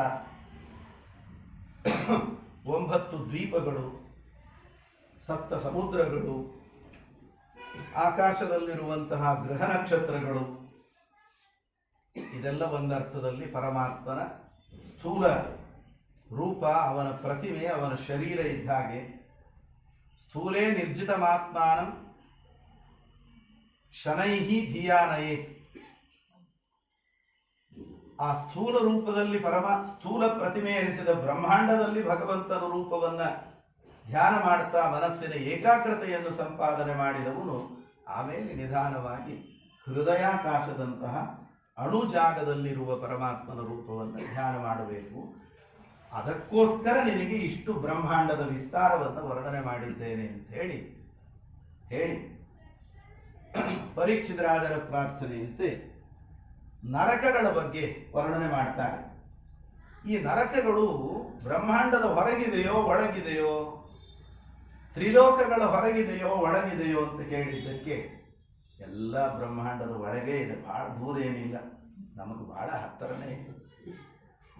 ಆಫ್ಟರ್ ಆಲ್ ಎಷ್ಟು ಯೋಜನಾನಾಂ ಸಹಸ್ರಾಣಿ ನವತಿರ್ನವಚಾಧ್ವನ, 9900 ಯೋಜನೆ ಇದೆ ಅಂತೆ. ಅಷ್ಟು ದೂರ ಹೋಗ್ಬೇಕಲ್ರಿ, ಒಂದು ವಾರರೇ ಹಿಡಿತದ. ನಡು ಎಷ್ಟು ಟ್ರಾಫಿಕ್ ಗೊತ್ತಿಲ್ಲ. ಎಲ್ಲೇನು ಲಾಕ್ಡೌನ್ ಮಾಡಿ ಹೊರಗೆ ಒಳಗೆ ಹೋಗ್ಲಿಕ್ಕೆ ಬಿಡಂಗಿಲ್ಲ ಅಂತ ಮಾಡಿರ್ತಾರೆ ಗೊತ್ತಿಲ್ಲ. ಅಂತೂ ಸೌಕಾಶ ಹೋಗಿ ಮುಟ್ತೀವಿ ಅಂತ ಅನಬೇಡ್ರಿ. ತ್ರಿಭಿರ್ ಮುಹೂರ್ತೈರ್ ದ್ವಾಭ್ಯಾಂ ವಾ, ಅಲ್ಲಿ ಹೋಗ್ಲಿಕ್ಕೆ 2 ಮುಹೂರ್ತ ಪರಮಾವಧಿ, 3 ಮುಹೂರ್ತ ಸಾಕು. ಯಮದೂತರು ಸ್ಪೀಡಾಗಿ ಕರ್ಕೊಂಡು ಹೋಗ್ತಾರೆ. ಕರೀಲಿಕ್ಕೆ ಬರೋ ಮುಂದೆ ಸ್ಪೀಡಾಗೆ ಬರ್ತಾರೆ. ಅಂತಕನ ದೂತರಿಗೆ ಕಿಂಚಿತ್ತು ದಯೆ ಇಲ್ಲ.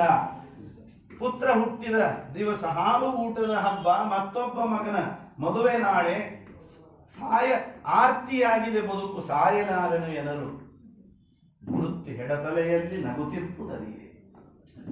ನೀ ಏನ್ ನೆವ ಹೇಳಿದ್ರು ನಡೆಯಂಗಿಲ್ಲ, ಏನ್ ಸಮಾರಂಭ ಇದ್ರು ಕೇಳಂಗಿಲ್ಲ.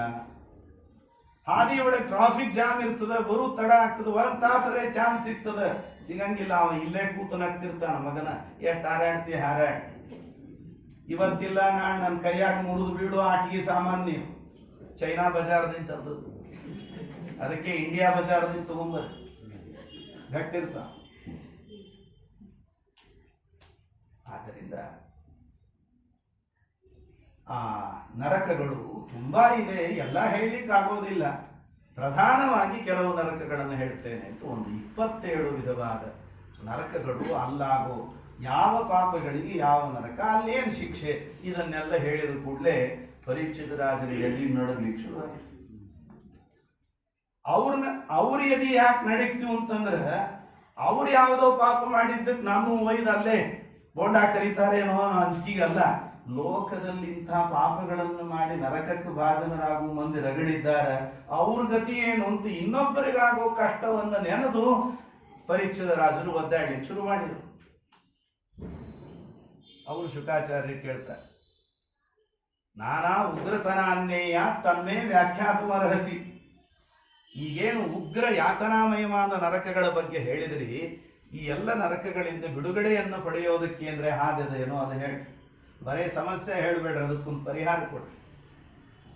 ಅದು ಮಹಾಭಾರತ ಭಾಗವತಗಳ ಕ್ರಮವೇ ಹಾಗೆ. ಬರೇ ಸಮಸ್ಯೆ ಮುಂದಿಡಿಯೋದಂತಿಲ್ಲ, ಸಮಸ್ಯೆ ಏನು ಅಂತ ಹೇಳಿ ಅದರ ಪರಿಹಾರದ ಮಾರ್ಗ ಏನು ಅಂತಲೂ ಹೇಳಿದ್ದಾರೆ. ಅದನ್ನೇ ಈಗ ನಾವು ಶುರು ಮಾಡಿದ್ವಿ. ಬರೀಲಿಕ್ಕೆ ಪೆನ್ಸಿಲ್ ಕೊಡ್ತಾರೆ, ತಪ್ಪಾದ್ರೆ ತಿದ್ದಲಿಕ್ಕೆ ಹಿಂದೆ ರಬ್ಬರ್ ಅಟ್ಯಾಚ್ ಮಾಡಿರ್ತಾರೆ. ಮತ್ತೆ ಅವ್ರು ರಬ್ಬರ್ ಮತ್ತೆ ಕಂಪಾಸ್ ಬಾಕ್ಸ್ನಾಗ ಹುಡುಕೋ ಅವಶ್ಯ ಇಲ್ರಿ. ಇದನ್ನು ನೋಡೇ ಕಲ್ತದ್ದವೆಲ್ಲ ಮಹಾಭಾರತ ಭಾಗವತಗಳನ್ನು ನೋಡಿ.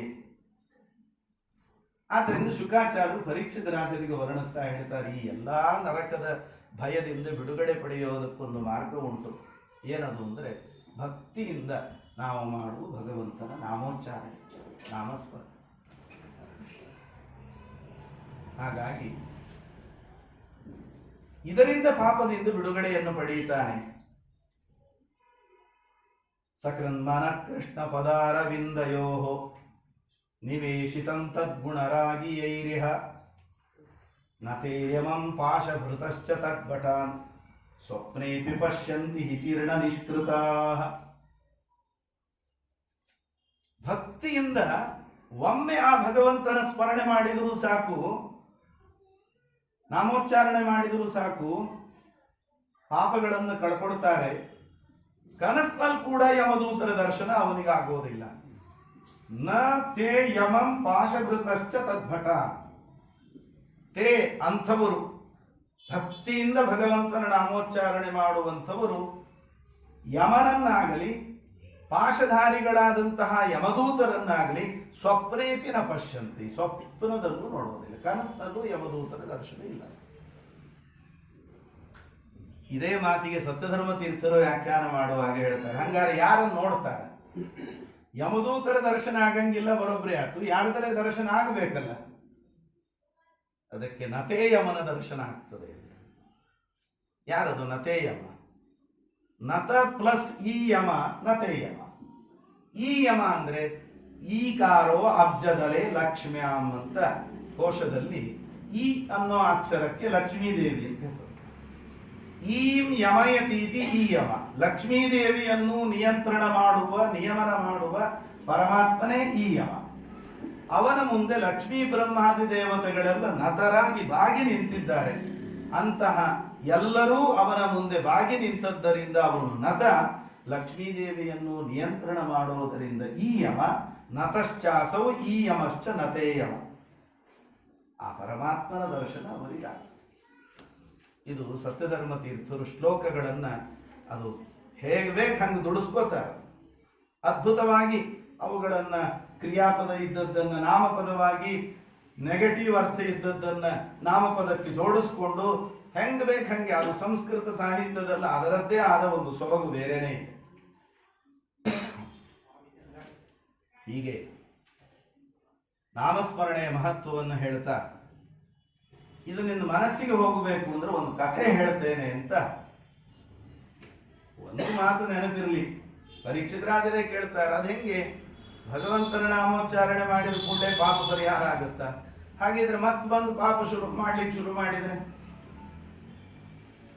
ನವೈ ಪುನಂತಿ ರಾಜೇಂದ್ರ ಸುರಾ ಕುಂಭಮಿವಾಪಗಾಹ ಅಂತ ಮದ್ಯದ ಗಡಿಗೆಯನ್ನು ಒಯ್ದು ಗಂಗಾ ನದಿಯಲ್ಲಿ ಮುಳುಗಿಸಿದ್ರೆ ಹೇಗೆ ಅದು ಪಾವನವಾಗದೋ, ಅದರಂತೆ ಭಗವಂತನನ್ನು ಮರೆತು ಅವನ ಅನುಸಂಧಾನ ಇಲ್ಲದೆ ಯಾವ ಪ್ರಾಯಶ್ಚಿತ್ತವನ್ನು ಮಾಡಿದರೂ ಕೂಡ ಅವನು ಪವಿತ್ರನಾಗೋದಿಲ್ಲ. ಪವಿತ್ರ ಆಗೋದರಲ್ಲೂ 3 ಥರ ಇದೆ. ಜ್ಞಾನಿಗಳು ಪಾಪದಿಂದ ಪವಿತ್ರರಾಗೋ ಬಗೆ ಬೇರೆ, ಎಲ್ಲರಿಗೂ ಒಂದೇ ಥರ ಇಲ್ಲ. ತಪಸ್ವಿಗಳು ಪವಿತ್ರರಾಗುವ ಬಗೆ ಬೇರೆ, ನಮ್ಮಂತಹ ಸಾಮಾನ್ಯರು ಪವಿತ್ರರಾಗುವ ಬಗೆ ಬೇರೆ. ನಮಗೇನು ಬೇಕೋ ಅದನ್ನು ಅವರು ಹೇಳ್ತಾರೆ. ಪಶ್ಚಾತ್ತಾಪ ಬುದ್ಧಿ ಪಾಪಗಳ ಬಗ್ಗೆ, ಪ್ರಾಯಶ್ಚಿತ್ತ ರೂಪದಲ್ಲಿ ಮಾಡುವ ಕರ್ಮಗಳಲ್ಲಿ ಆದಿಯಿಂದ ಕೊನೆಯವರೆಗೂ ಭಗವಂತನ ಅನುಸಂಧಾನ. ಯಾವುದೇ ಮಂತ್ರ, ಸ್ತೋತ್ರ, ನಾಮೋಚ್ಚಾರಣೆ ಮಾಡುವಾಗ ಅವುಗಳ ಅರ್ಥ ಚಿಂತನೆ, ಭಕ್ತಿ ಇಷ್ಟು ಸೇರಿದಾಗ ಆ ನಾಮಗಳು ನಮ್ಮನ್ನು ಪಾವನಗೊಳಿಸ್ತವೆ. ಹಿಂದೊಮ್ಮೆ ಕಾನ್ಯಕುಬ್ಜ ದೇಶದಲ್ಲಿ ಅಜಾಮಿಳ ಅಂತ ಒಬ್ಬ ಇದ್ದ. ಅವನು ಮಾಡಬಾರದ ಅನ್ಯಾಯವನ್ನು ಮಾಡಿ, ಒಳ್ಳೆ ಕುಲದಲ್ಲಿ ಹುಟ್ಟಿ ಒಳ್ಳೆ ವಿದ್ಯೆ, ಯಜ್ಞಯಾಗಗಳು, ಸತ್ಕುಲತ್ವ ಸೂತರಾದ ಹೆಂಡತಿ, ವೃದ್ಧರಾದ ತಂದೆ ತಾಯಿಗಳು ಎಲ್ಲ ಇದ್ದು ಯಾವುದೋ ಹೆಣ್ಣಿನ ಸಹವಾಸಕ್ಕೆ ಬಿದ್ದು ಎಲ್ಲರನ್ನು ಬಿಟ್ಟು, ಧರ್ಮವನ್ನು ಬಿಟ್ಟು ಅವಳ ಹಿಂದೆ ಹೋಗಿ ಅವಳೊಂದಿಗೆ ಸಹವಾಸ ಮಾಡಿಕೊಂಡು ಅವಳಲ್ಲಿ 10 ಮಕ್ಕಳನ್ನು ಹುಟ್ಟಿಸಿ ಸಾಯೋ ಕಾಲದಲ್ಲಿ ಕೊನೆಯ ಮಗನನ್ನ ನಾರಾಯಣ ಅಂತ ಕರೆದಂತೆ ವಿಮಾನ ಬಂತು. ಆಚಾರ ಮತ್ತು ನಾವು ನಾರಾಯಣ ಅಂತ ರಗಡ ಸತ್ಯ ಅಂತೀವಿ, ನಮಗೂ ಒಂದ್ ದಿವಸ ವಿಮಾನ ಬರ್ತದೆ ಯಾರಿಲ್ಲ ಅಂತ ನಗರಸಭೆಯಿಂದ ರೆಡಿ ಇಟ್ಟಿರ್ತಾರೆ. ಓಂ ನಮಃ ಶಿವಾಯ ಅಂತ ಒಂದು ರೆಕಾರ್ಡ್ ಹಾಕೊಂಡು ಬರ್ತಿರ್ತಾವೆ, ಯಾರೇ ಫೋನ್ ಮಾಡಿದ್ರೆ ಬರ್ತಾ ಗ್ಯಾರಂಟಿ.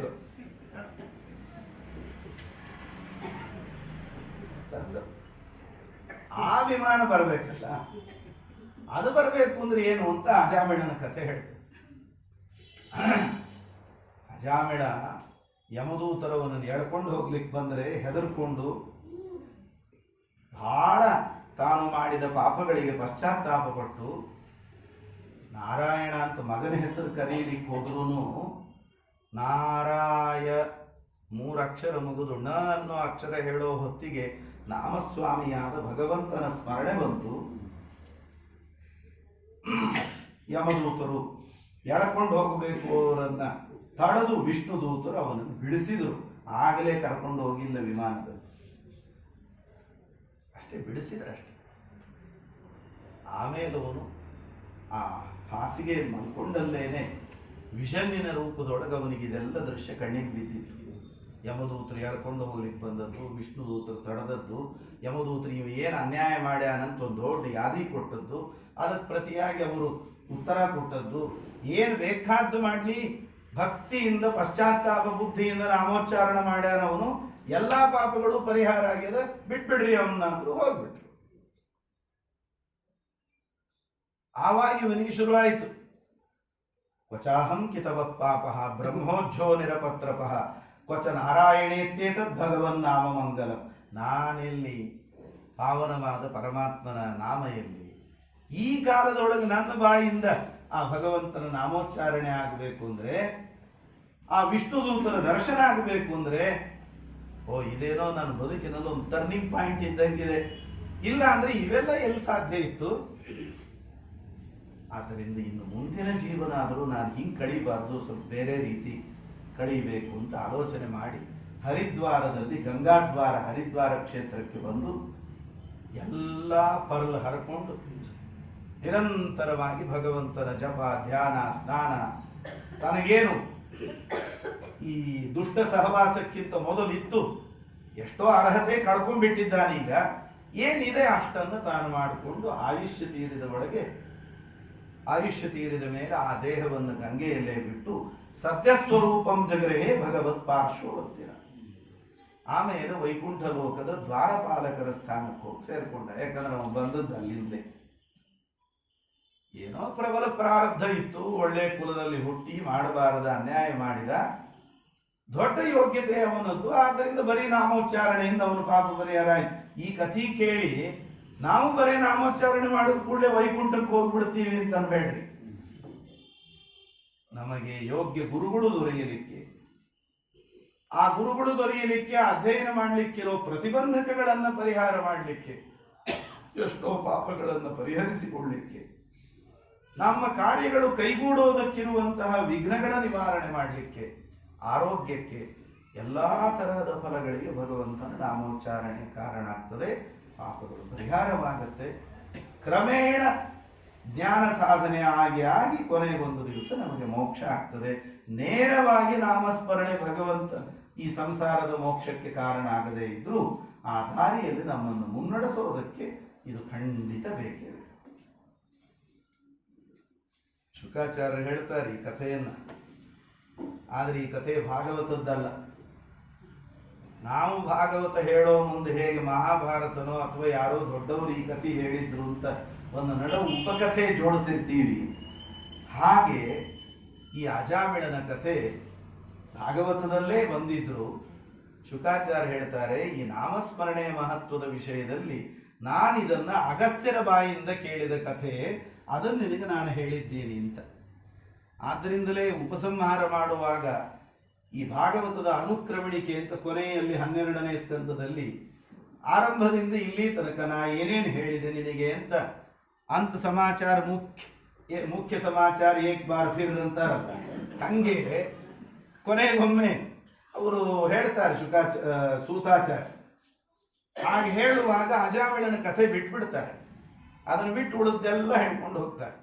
ಸತ್ಯಧರ್ಮ ತೀರ್ಥರು ವ್ಯಾಖ್ಯಾನ ಮಾಡುವಾಗ ಹೇಳ್ತಾರೆ, ಯಾಕೆ ಬಿಟ್ರಿ ಇದನ್ನ ಅಂದ್ರೆ, ಇದು ಒರಿಜಿನಲಿ ಭಾಗವತದಲ್ಲಿ ಸೇರಿದ ಕಥೆ ಅಲ್ಲ, ಇದು ಪ್ರಾಸಂಗಿಕವಾಗಿ ಯಾರದ್ದೋ ಬಾಯಿಂದ ಶುಕಾಚಾರ್ಯರು ಕೇಳಿದ್ದನ್ನು ಇದರೊಳಗೆ ಜೋಡಿಸಿ ಹೇಳಿದ್ದಾರೆ ಅಂತ. ಹೀಗೆ ಆ ಚರಿತ್ರೆಯನ್ನು ವರ್ಣಿಸಿ ಮುಂದೆ ದಕ್ಷ ಪ್ರಜಾಪತಿಗಳ ದೌಹಿತ್ರ ಸಂತಾನದ ವರ್ಣನೆ ಮಾಡುತ್ತಾರೆ. ಇವತ್ತೇ ನರಸಿಂಹ ಅವತಾರ ಆಗಬೇಕಾಗಿತ್ತು, ಯಾಕೋ ನರಸಿಂಹದೇವರ ಅನುಗ್ರಹ ಮಾಡಿಲ್ಲ.